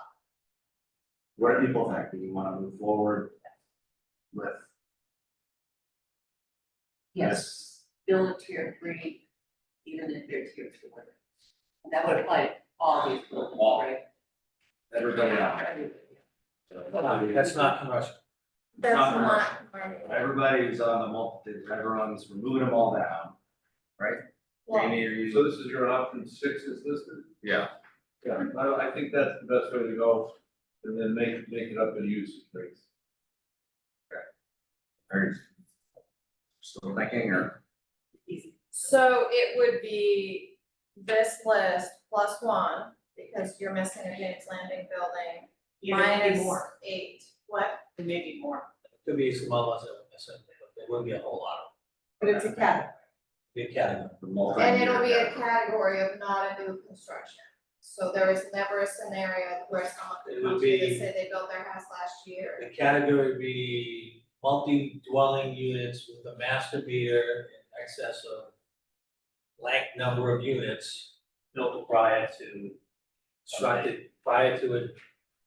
Let's pick a date, Well, whenever we, would be built, hit tier 4, would build a tier 3. when did we change the single meter, last two years ago? Like 2 years. Yeah, so that we. Sale has individual meters, sanctuary has individual meters. It wasn't all built that individual, so. I'll hand deliver that. Me being, Bruce, name for the head for the record, sorry. Sure. No, you are. Excuse me. Bruce Arby's, 23 Gannett Pasture Lane, Chair of Water Resources Commission. I believe the answer to your question is about 6 years ago. But it's properties that were approved after that time. So if something's approved In the before it, Right. not started after, they were grandfathered. So I did have a question, I couldn't hear all the discussion, but sounds to be talking about tier 3, but I thought the yellow column was a 1 tier down. So if somebody came in at tier 3, you build a tier 2. Yeah. These are everybody that's on here is a tier 4 user, right? no, not necessarily, but what the analysis is, there's no tier 4. It stops at tier 3. For these. So whether it's 3,001 gallons or whether it's 10,000 So gallons. you're in 1, you still pay 1, if you're 2, you pay 2, if you're 3, you pay 3, if you're 4, you pay 3. Oh, so it's not. If you're in your big user in a single family, you're still. No, because you don't meet that criteria in the I category. just want to be clear, yeah. Right, so But if if you you get low, they can you even want say to, water your lawn every single day of the week, if you want to have 25. So how many units are restricted to 6 units, 5 units? That's- 5 units? That is a good question,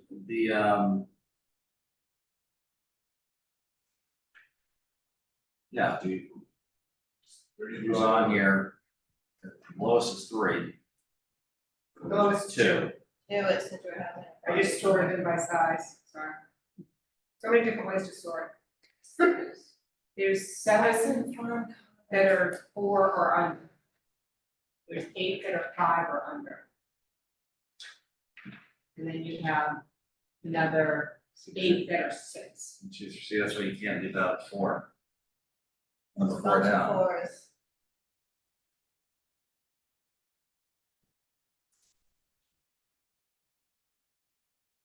And some of these that are commercial now, if they get flipped over to residential, they're gonna pop right into this category. Who's gonna let, They're looking at it now, why they're commercial. Why Mixed they're use, yeah, there's some mixed use. Because mixed use, it's the village of Greenbush. isn't that getting dangerously into zoning? I think the number should be 4, then you're really hitting everybody. They're allowed to live in this. Yeah, Look at that huge one for Situate housing authorities, 4 grand. you do. I know, that's my concern. So I wanted to go like, yeah, 4 and up. But then we have the one outlier, Situate Housing Authority 2. How many units? 2 How's it only units, 2? So it's got the bar, it's it's 412 First Parish Road. It's a what? duplex. Duplex. So How's the outlier usage? and low usage or high usage? So if it, could it be switched to add 2 meters to that, if it's just that one Yeah. building, we I might think be that would able be to- easy. That should be an easy one. right, for 2, you Well, I could, think That's a lot of. that's why I think Watertown had a threshold of 5 or more units. is right. That you're, But maybe we can help out, maybe Eric can get down there, or one of his guys can get down there, maybe we can help out with that particular unit and see if we can do something. I mean, they could have, it could be a high usage, or, they could have toilets running, or I don't know. Yeah, I mean, that, we wanna fix that, We if that's do. an issue. There's something happening. Well, let's Something's come- going on there, anyway. That. All right, let's pick a number. Do we like, what did you say, 4? 4 and up. See how this is made? Sausage. How the sausage is made. It's inclusive. It is inclusive. All right, so we're gonna go with 4, but we're gonna send our best over to Situate Housing Authority for those 2 units to see what is going on. Maybe get them on here.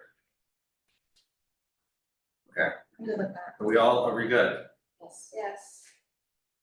Any other questions, comments? For now, okay. Go ahead, figure that out. That was. Sure.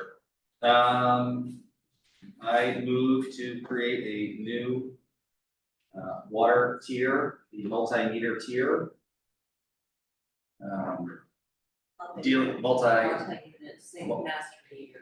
Master meter consisting of 5 or more units. I used to 4. Strike that. 4 or more units. Sorry, I'm just watching for water town. 4 or more units. Which will not include a tier 4. Which Or will not be built at. Which would not be built at which would be or capped Tier 3. at tier 3 For usage. per usage. Floor use. Per usage, I'm sorry. Starting date, did you do a date? Effective now. July, for fiscal 25, Bill, July 1st. For July 1st. Did that cover that? Yeah. Second. Further discussion? No, we have a second. We do have one question. I just wanted, if you would just clarify what you just said. I mean, I understand what. I hope I can. So, we're doing, essentially, which is that any condo unit or these other like housing units, there's 5 or more, 4. You're right, 4, I guess you wanted to fix that, 4 or more.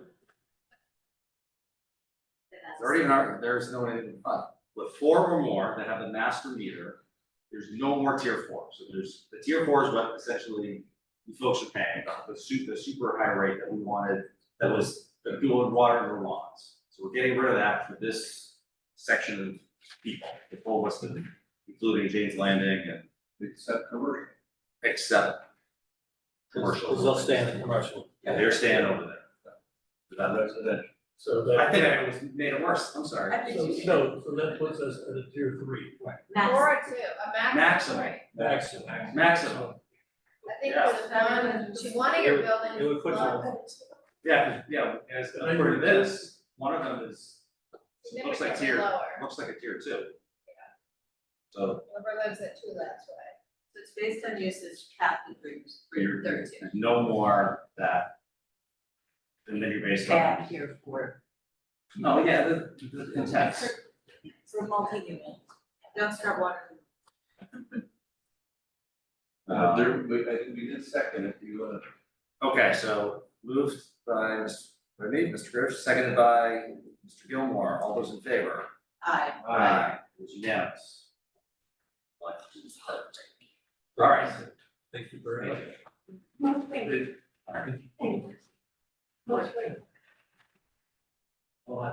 And you guys, very, topics on meetings like this on. Party favor. Well, I don't miss it.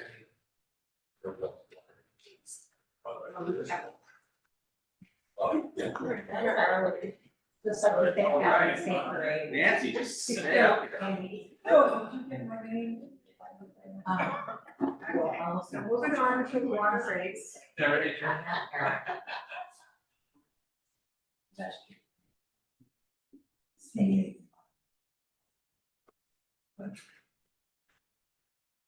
a shout out to George. Hi, George. George and I have a previous relationship since he was the treasurer for the cultural council. Oh, cool.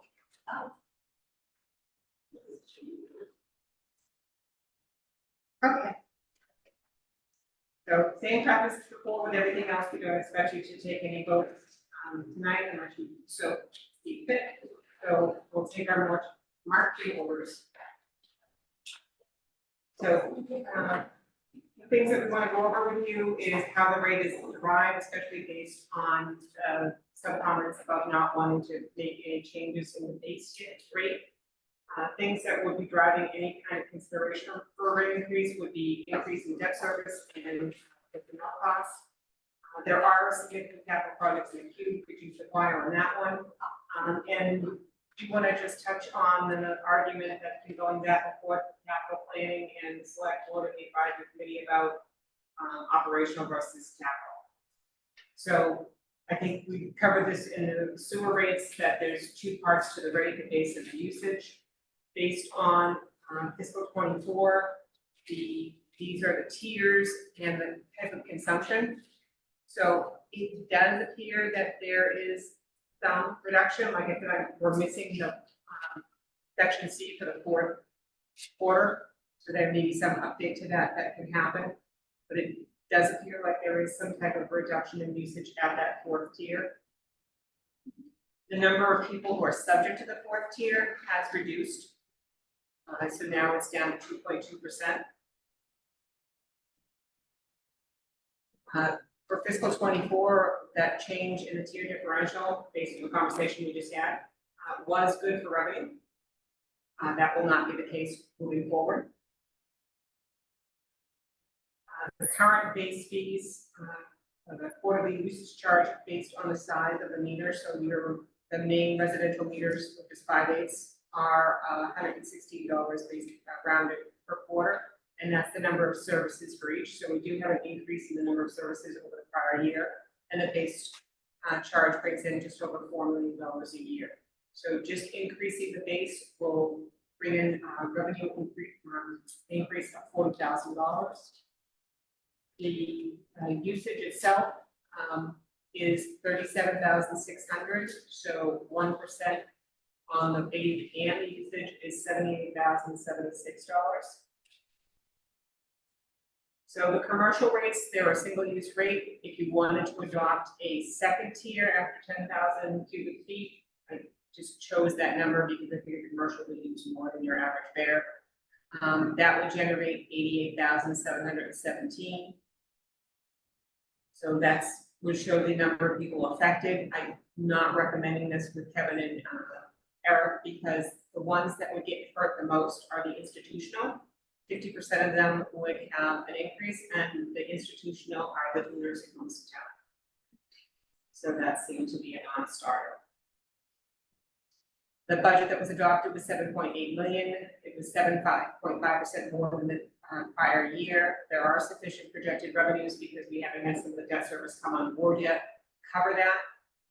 Those are the lines that went up the most. Happily, we just got our town of Marshfield bill, and we had sufficient funds in fiscal 24 to cover it, so we should have sufficient funds in fiscal 25, depending on what they do with their rate increase. We already reviewed the chemical costs. Overall, there's more chemicals that the water department uses. that are bulk, considered bulk chemicals, but it is not gonna cost any more for them to purchase them in the coming year based on fiscal 22 quantities. The debt service is declining, which is good, but it's not as dramatic as the sewer enterprise. The capital plan is very robust. This is what's authorized right now. It hasn't been issued, so there's $25 million that's authorized but not issued. We've talked about some of these projects, maybe you don't want to move forward with them. The water treatment plant is not reflected because that's a debt exclusion supported by taxes. If you were to start peppering in the projects that are authorized but not issued yet, you can see that you're probably gonna have a little bit of a spike somewhere. But we can move it around. We're not gonna do all this work at once. Eric, Sean, Kevin just don't have the bandwidth. So one of the questions that's before the board tonight to consider is, do we want to increase the level of the debt service? So in the general fund, we try to peg it around 1.9 million. And we recommend projects that will fit within that limitation. So the operational budget is picking up. We have not been doing that with water because the capital plan has been so aggressive. We've been bringing up projects and increasing the rates to support the debt service. So that's something to be considered. Whether or not the board wants to say, okay, no, this is our hard line, how much debt service we want on an annual year, and we have to make the projects fit. So if the project isn't going to fit, it doesn't get recommended. So right now we're around 3.25. Perhaps we want to go up more along the lines of 4.5 if you want to do a limit, and then you have a little bit of room opening up in the outer years. Something to consider. It's not in the way it's been approached, but as the rates keep going up and up and up, maybe it's time to start approaching it in that manner. The pending long-term debt service difference between fiscal 24 and fiscal 25 is 0, so there's nothing retiring that we can fill the spot with. If all of these projects were to move forward, this would be the type of rate increase that hasn't been built in yet. They're not all going to move forward at the same time, so there's time to consider them. This is the 26 through 29 capital plan as it currently exists. It will be revised going forward in a couple of months. Yay us. And we'll look at it again and see what we need to do. But it is still an aggressive capital plan. The operational versus capital discussion, where it comes up is water main replacement. We've agreed that we have to replace about 2 miles of water main every year in order to keep up with 100 miles and not have the situation that we've been faced with over the last 6 to 10 years. So should it be supported in rates as a cash expense annually rather than a debt service cost? Should it be part of the actual rates itself? It's problematic to be operational because usually these projects cross fiscal years. You can't just be like, oh, hey, we're gonna do water main right now. There's design and engineering. So you don't want the money to expire. But if you do adopt some type of a limit within the debt service, this is a manner that you could go about saying, okay, we want to make sure that we have enough for water mains going forward. You also want to match the useful life of the funding mechanism, so we don't want to raise the rates for $2 million annually, so you can pay for $2 million of debt service, $2 million of capital, when you want to bond it for 20 years, 30 years to match that useful life and pay for it that way. If you wanted to, if you wanted to add $1 million just for cash every year, it would be a 12.9% increase, and $2 million would be 25 bucks. So I don't think you have the appetite for either one of those, but I wanted to have that discussion with the board, even if we do it quickly. The tier differential mitigation we just talked about, this is probably moot now based on what master meters, so I'm not going to linger on it. We did touch it on it in the other presentation. If you wanted to increase to that 4.5 million debt service level that you saw on the chart and do it over a period of years, a $383,000 debt service increase will be at 4.9%. So that's basically cutting it in thirds. So these are your different options for tier increases. This is trying to roll back the tiers where you've already adopted something else. You could leave the tiers at 100% and 100% and do the 5%. Previously, there had not been an appetite to break this down. You do need to recover $128,316 projected for the vote we just took. It'd probably be a little bit more depending on other units we pick up, but I took out all the smaller units and that was the adjusted number. So depending on what you want to do with the debt service and capturing that amount, would be some play on those combinations. So at the time, the recommendation was option 7, that recommendation no longer stands because of the prior vote. We do want to take a quick moment to review the rates. The rates have been going up every single year. Last year, the base in usage was depressed to 2%, and that would have been 10.5% because of the tier differential. So we're not going to see it or maybe tier differential. So base and the use for one or the other has to make up a difference. Where do we stand if we had gone with a 6.5% increase, which would have done the 2 things?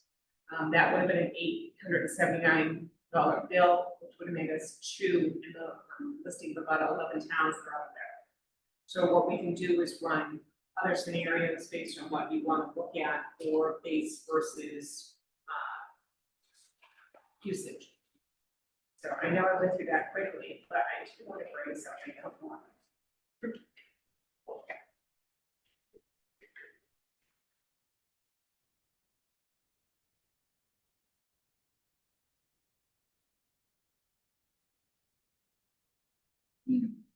Glasses are such a great thing when they're on your face.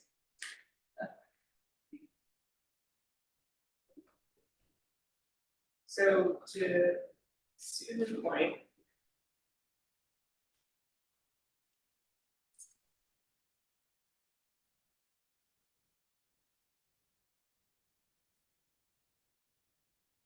we can do all kinds of things with the matrix.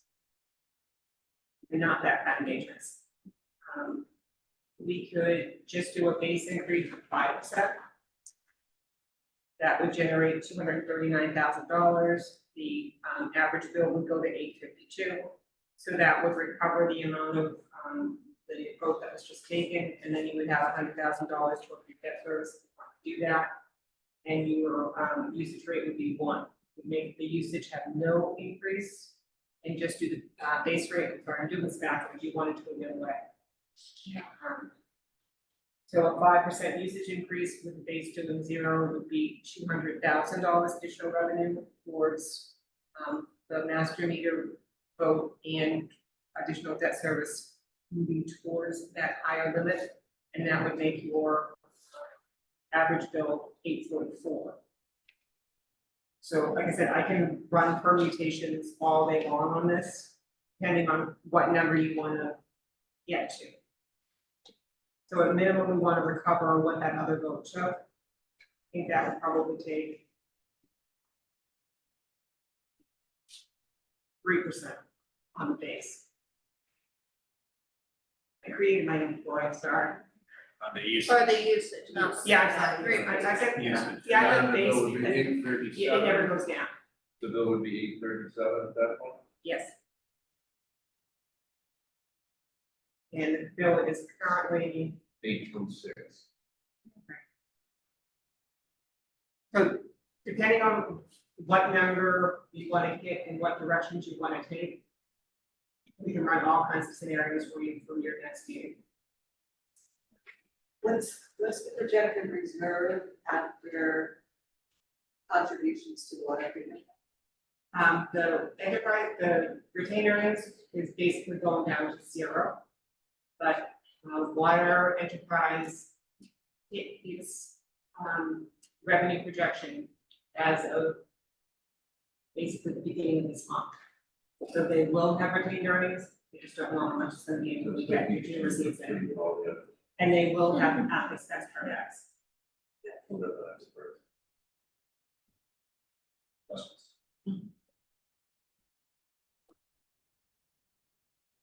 All right, now we're gonna marinate on this too. Yeah. Is there anything particular that you want to see captured for scenarios? I know. I just have a couple of wild card questions. The department, Eric, is the department staffing stable right now? Yes. Good for you. I know, I almost don't wanna say it, but I yeah. know. Yes, yeah. We're in probably the best shape. I'll say that, I'll do it. Then you have a new door. So no other questions for your, blood resource is good, no, excellent, all right. All right. Let's talk bonds, general obligation bonds, thank you. You're all set. Thank you. Thank you very much. Yeah. That means the next presentation is my choice, and my scenario first.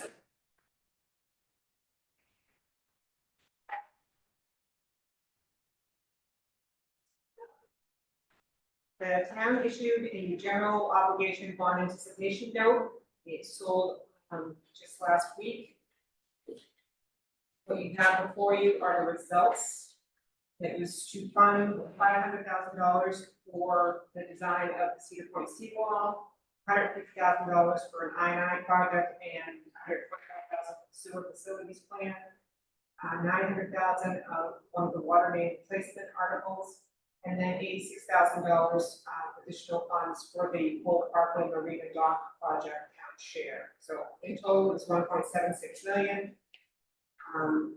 The rates were in the 4% and 5% range. We ended up coming back just under 4 barely, and the winning bidder was Fidelity Capital Markets. 3 points, net interest is 3.7. So, our rate of 4. 3.7, 3.38, right? Yeah, we only got a premium of $3,698. The interest, I think, overall is about 58,000, but it's within the fiscal 25 debt service limits. And it's a 9-month, Dan. Okay. Only we knew where these rates were going. Hopefully down. All right, questions, concerns? Motion. Move to approve the sale of general obligation bond and suspension notes in the amount of $1,761,000. Moved by Ms. Canfield, Second. seconded by Ms. Canfield. Just kidding. Conley. By second by Ms. Conley. All those in favor? Aye. It's unanimous. I don't think you. Or not- tell us sell the IC policy. I don't think you technically have to read this, but it has been our practice to read it, so I think Mr. Gilmore, You you're gotta up. read it. Hey, I had to read it, yeah. We don't have to read it. I didn't verify with bond counsel, so to be safe, let's read. Oh, you had to read it. Can I go get a snack while I read it? Yes. Vote of select board, I, the clerk of the select board of the town of Scituate, Massachusetts, certify that a meeting of the board held June 4th, 2024, of which meeting all members of the board were duly notified at which a quorum was present. Following votes were unanimously passed, all of which appear upon the official record of the board in my custody. Voted to approve the sale of $1,761,004. $1,761,000, 4% general obligation bond anticipation notes. The notes of the town dated June 14, 2024, and payable March 28, 2025 to Fidelity Capital Markets, the division of National Financial Services LLC, at par and accrued interest, if any, plus a premium of $3,698.10.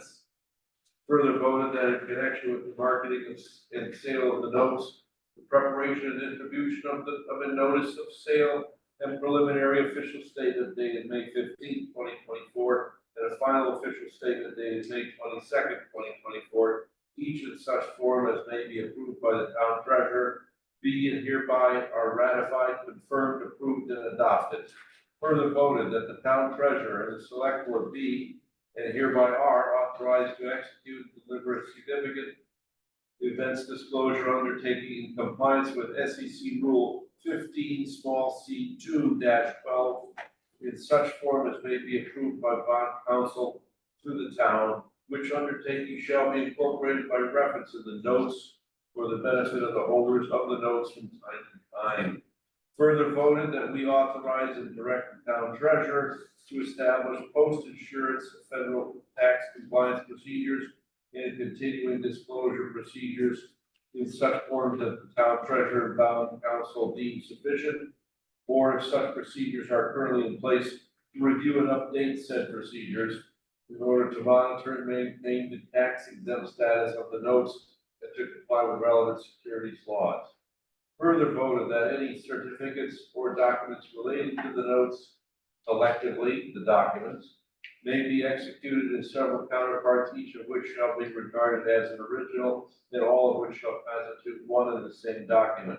Delivery of an executed counterpart of a signature page to a document by electronic mail in a PDF file or by other electronic transmission shall be as effective as delivery of a manually executed counterpart signature page to such document. And electronic signatures on any of the documents shall be deemed original signatures for the purposes of the documents and all matters relating thereto, having the same legal effect as original signatures. Further voted that each member of the select board, the town clerk, and the town treasurer be and hereby are authorized to take any and all such actions and execute and deliver such certificates, receipts, and other documents as may be determined by them or any of them to be necessary or convenient to carry into effect the provisions of the foregoing votes. I further certify that the votes were taken at a meeting open to the public, that no vote was taken by secret ballot, that a notice stating the place, date, time, and agenda for the meeting, which agenda included the adoption of the above votes and is attached hereto, was filed with the town clerk, and a copy thereof posted in a manner conspicuously visible to the public at all hours in or on the municipal, at least 48 hours, not including Saturdays, Sundays, and legal holidays prior to the time of the meeting, and remains so posted at the time of the meeting, that no deliberations or decision in connection with the sale of the notes were taken in executive session, all in accordance with GL small c 30A 18-25 as amended. Clerk of the Select Board. Thank you very much. You are quickly initiated. Urged. Yes. All right. Budget transfers and then expenditure limits. You can do both of these swiftly. During May, June, and the first 15 days of July, we passed legally under Mass General Law, Chapter 44, Section 33B, to move money around between accounts. So you have a whole bunch of general fund movement. It's mostly payroll lines, just moving things from here to there. We are looking also for some repair and maintenance money and some fuel money and some filing printing money and a little bit of money for consultant expense for the MBTA compliance. And everything balances out to the general fund of 189,500 between the lines. So that would reduce your free cash by 189,500 because those would not be expense turnbacks. On the enterprise funds, it's literally just debt moving around. It's just because we issued a bond in December, we have long-term interest instead of short-term interest. It's just a lot cleaner if we can get the line in the right places. And then in the sewer fund, it's just rounding, a couple dollars here and there. So all told, if it's all right moving forward, I'm asking for you to support $250,002 in interfund transfers. Second. We understand Yes. it's going, okay, just making sure. Okay. Motion. I'm sorry. Yeah. Okay, no, sorry. Mrs. Scanlon. Move transfer to available FY3 for general fund budget lines that indicated the provided spreadsheet to the other general fund budget line, respectively pursuant to Mass Chapter 44B, Section 33. Keep all applicable end of the year issues with unexpected costs of various departments. Moved by Ms. Canfield. Second by Ms. Harrison. All those in favor? Aye. It is unanimous. Thank you. Expenditure limits. Okay, so the annual chapter 44, section 53.5 revolving funds get approved each year at annual town meeting. Usually they're Article 11. Fiscal 24, the limits that were approved are not going to be sufficient for 5 funds that are marked in red. A vote of the advisory committee and the select board as with the transfers is needed to adopt a higher expenditure limit. Its expenditure limit will expire as of June 30th, and then we'll go back to what was voted in April of 2024. So the reason for the wind turbine and solar array is the pending June 24th town meeting. Should those funds be capped, we need to have a higher expenditure limit. The recreation programs, they had their capital project with the Full Parkway Marina where they had new floats, so that hit, so that's gonna probably push them over the limit. Same thing with the Maritime Center rental, then we just approved the capital project in April for 108,500, so we need to increase their limit. And then the Scituate Harbor Community Building, which never has a problem with their expense limit, had 2 heat and gas leak repairs, which were 6,500, so they just ticked over their $10,000 limit. Good question. You don't have to know how much is in that rec revolving fund, do you? Yeah, it had, it's probably up around 800,000 right now. Skip 800,000, put there. But keep in mind, that's also, they've already taken in the revenue for the summer programs. Yeah, no, it's good. You need it to be. Okay, questions? Motion. Move to authorize the chair to enter into, Page 316. I'll yield to somebody else on the motion. Move to increase the FY 24 expenditure limit of the MGL chapter 44, section 53E1 to solar array revolving fund as previously set by the April 2024 annual town meeting, Article 11, by the following amounts: Scituate Harbor Community Building rental increased by $6,000.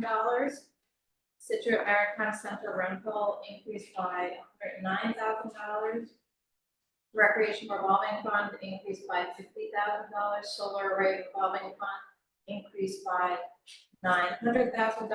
Wind turbine revolving fund increased by $700,000. Moved by Ms. Harrison, or second? Second. Second by Ms. Connolly. Acknowledge. All those in favor? Aye. Aye, it is unanimous. Thank you. Right. Jim, we are now authorizing the chair to enter and execute on behalf of the board. Master Rowan. Yeah, this is just the final paperwork that you're saying, you look at the budget, everything's been going on and all matches up and basically we're ready to go. All right, so. Questions? No. This is something we normally, that, It's yes, just a normal process. Yeah. Straightforward. all right, No. motion. Move to authorize the chair to enter into and execute on behalf of the board, the Massachusetts School Building Authority project scope and budget agreement and any amendments thereto as presented to the board. Second, Connolly, seconded by Mr. Gilmore. All in favor? Aye. It's unanimous.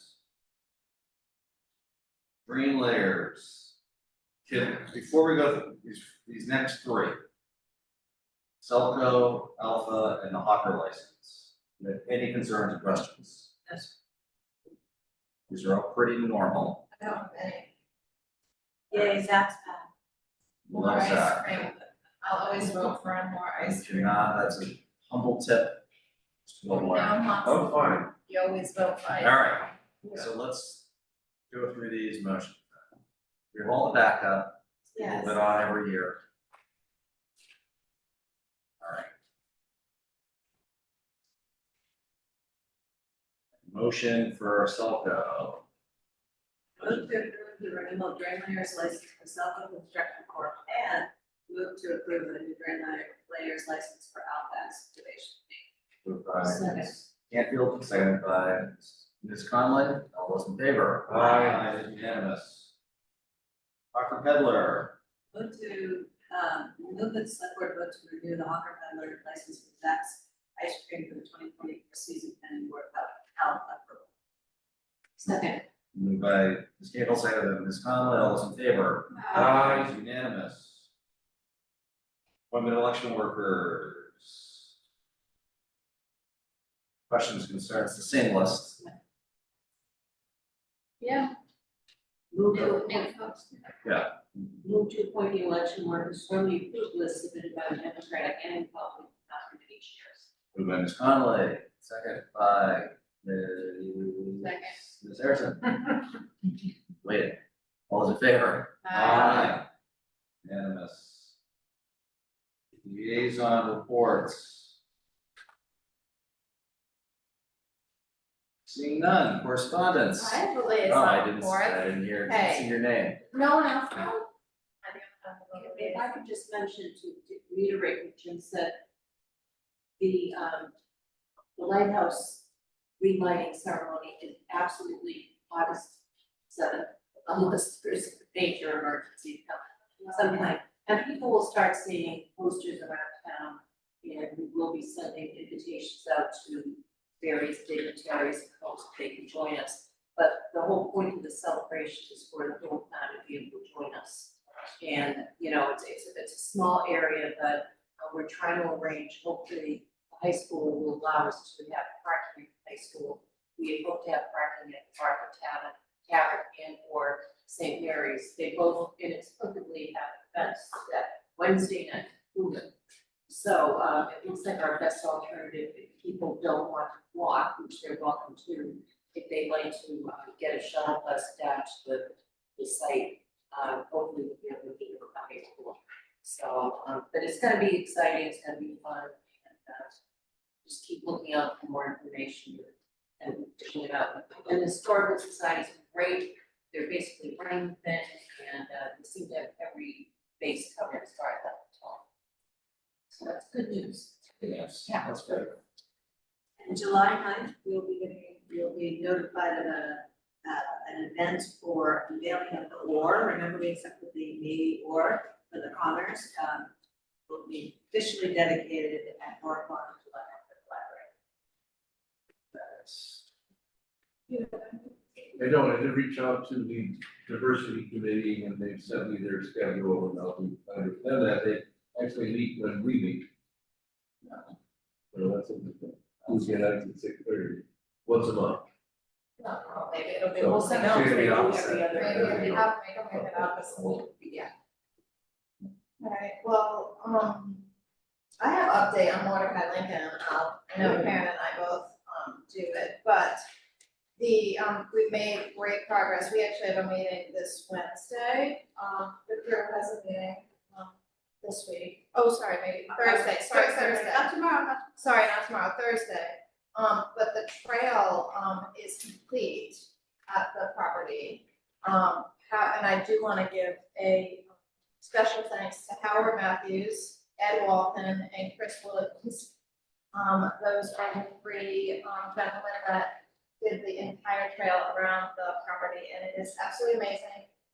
Great views. I actually went out with most of you, all of the board has been out separately, we didn't all go together. To view the spot, and it's really an amazing spot. We've also got a field, so they're mowing less, there's already wildflowers coming up. So that's a great spot, and I actually, I had to do it, I did a test paddleboard this weekend, and it's a great launch spot right there, so we are hoping to open up the place to the public. I think there's a little bit more signage that needs to happen, but that is right around the corner, so we'll be looking for more information on that. And interestingly enough, Bob Jackman was out with us the last time. We walked around, and he teaches history at the senior center, and he had all sorts of history on the place. I heard. including that it used to be a speakeasy, and he showed us all where the liquor was brought in, so. Used to be. Used to be, I think we missed an Used to be. opportunity, I think we missed an opportunity on the survey to bring it back to a A speakeasy. new trail name. And maybe it's Easy way. Easy way. Yeah, and also Penny, Scott Ice has been an issue in getting the trails built, and I do wanna give a special thanks to her as well. So, look forward to opening that up to the public this summer, as a great spot to go. And then we have waterways meeting this week. So Jim, do we have an update on the parking lot or Wi-Fi? No. Parking lot done over at the Maritime Center. Yeah, We fixed it, so Jeff's not gonna shoot the grades, talking the sign for the permanent, but we fixed all the holes before they opened, so that's what we okay, got. Wi-Fi, that's been in their hands. yeah, Mike's been okay, working with them, we gave them all the stuff, I don't know where it is, but we turned that project together. okay, great, so the parking lot's good, right? What? I know, I thought so too. I have to say, I was walking down there like 4 days ago, and it looked like you needed a boat to be in the parking lot. I mean, the puddles were so huge. Yeah, I'll go back out, we fixed it before we opened the Maritime Center, so that could be our friends at Boat Works again, when they throw the boats in. It's bad. But it needs a permanent fix, and we couldn't design a permanent fix while the boats are sitting in the parking lot. Right. So Yeah. Jeff's supposed to be shooting grades, I'll find out what that is, but, we'll take a look, it's not a lot of work. I just wouldn't drive the car and worry. Yeah, okay, and I can ask him on Wednesday too, I can run down there too. And then also, I don't know, if we can discuss having our meetings via Zoom.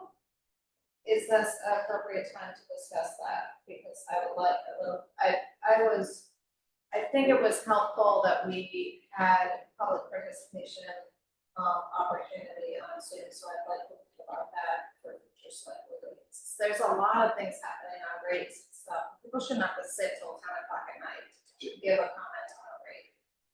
So that's Do we need to my vote? What's the That's on the process? agenda, because the board voted previously, or long ago, that they wanted in-person meetings, they wanted to Zoom in, so you just gotta have to put it on agenda and vote to do.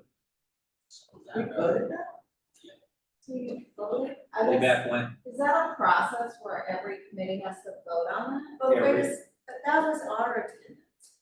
Mass law allows for hybrid. allows it, but the board didn't wanna do it. And I that's, don't remember what it says. come out of court, the board wanted in-person meetings. So we have to put it on an agenda. Are you next sure month. Yeah. It wasn't just. Well, didn't we just have the I go meeting for and select board with Zoom ins? We wanted to do it for that meeting, but to do it on a permanent basis, the board should just take a vote, that's all I'm saying. Put it on agenda, take a vote, and vote.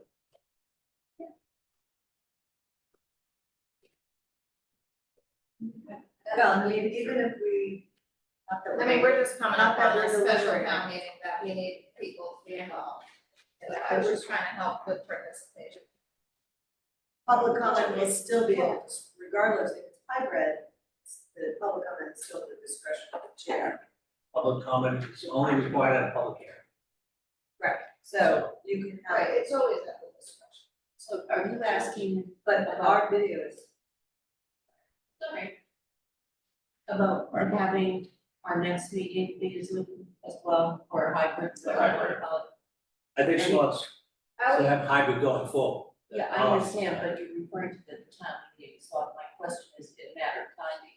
If we want to have our next meeting available to people via Zoom, I think we can just put it on the agenda, that meeting, right? The way we did. For for one the- And then we, Well, and, but then, We could just, I mean- I'm trying to get to. yeah, We've got a hard deadline on this June 29th thing. So that 24th. 24th. Right, everyone's gonna show up on the 29th for nothing. Well, that would work. No, I guess my point is that if our intention is to try to get out a word about the meeting via our normal meeting, then I think we could do it at our next meeting, just putting it on the agenda. But going forward, we just would say that Yeah, so we'll put it on the next agenda, but make the next meeting hybrid. Right. And if I break, can't break any, what means select board Joe. You love. That would be hybrid. We will vote on it. Correspondence? Oh, of course, sorry. Please, and quickly, Jenkins Playground grand opening, this is from the Commission on Disabilities that have been involved heavily, is Wednesday, June 12th, 2024, right in the morning at 15, Wednesday, June 12th, Jenkins Playground with the Diagon Funds. So, correspondence, I don't wanna, I'll leave the first, Summarize. yes. Reader's Digest version. Yeah, In fact, maybe you got copies. We all got From FEMA, regarding, our response mass energy management agency letter dated 1 November 2023. They basically denied the funding of $3,576,148.50 for repairs to an engineered seawall and stone revetment. This was our third appeal. And there's a backup that demonstrates all their reasoning as to why they don't believe that we are eligible for those funds. You can read that, and we can talk about it if you want. Is this new? This is Came in a May. CDM issue Oh, oh, where they refuse to sign off on a permit, since they won't sign off, if they don't give us reimbursement. Because somehow when you do work on a beach, you may actually work on the beach. It's really, I've kicked it up now to Marcus office. So Jimmy can't. that's very distressing. And on a better note, we have a letter from the Executive Office of Administration and Finance. We've been awarded $250,000 grant as part of the Community Compact Municipal Fiber Grant Program. The demand for funding and interest in the program is overwhelming. And they're congratulating us for receiving this grant. That's great. Which is nice, so, that's all we have for correspondence with the chair. Thank you. It's our third one of those grants. That's great. 750,000. Wow. That's doing our 500 grants now. Sure. It's huge. Do I have a motion on the meeting minutes? Move to accept the minutes for the select board meetings held on May 21st and May 2nd, 2024. Moved by Ms. Connolly, second. second. Scanfield, favor? Aye. Unanimous. Motion to adjourn, say documents. So moved. Second. Moved by Ms. Scanfield, second by Ms. Connolly, all those in favor? Aye. Thank you all.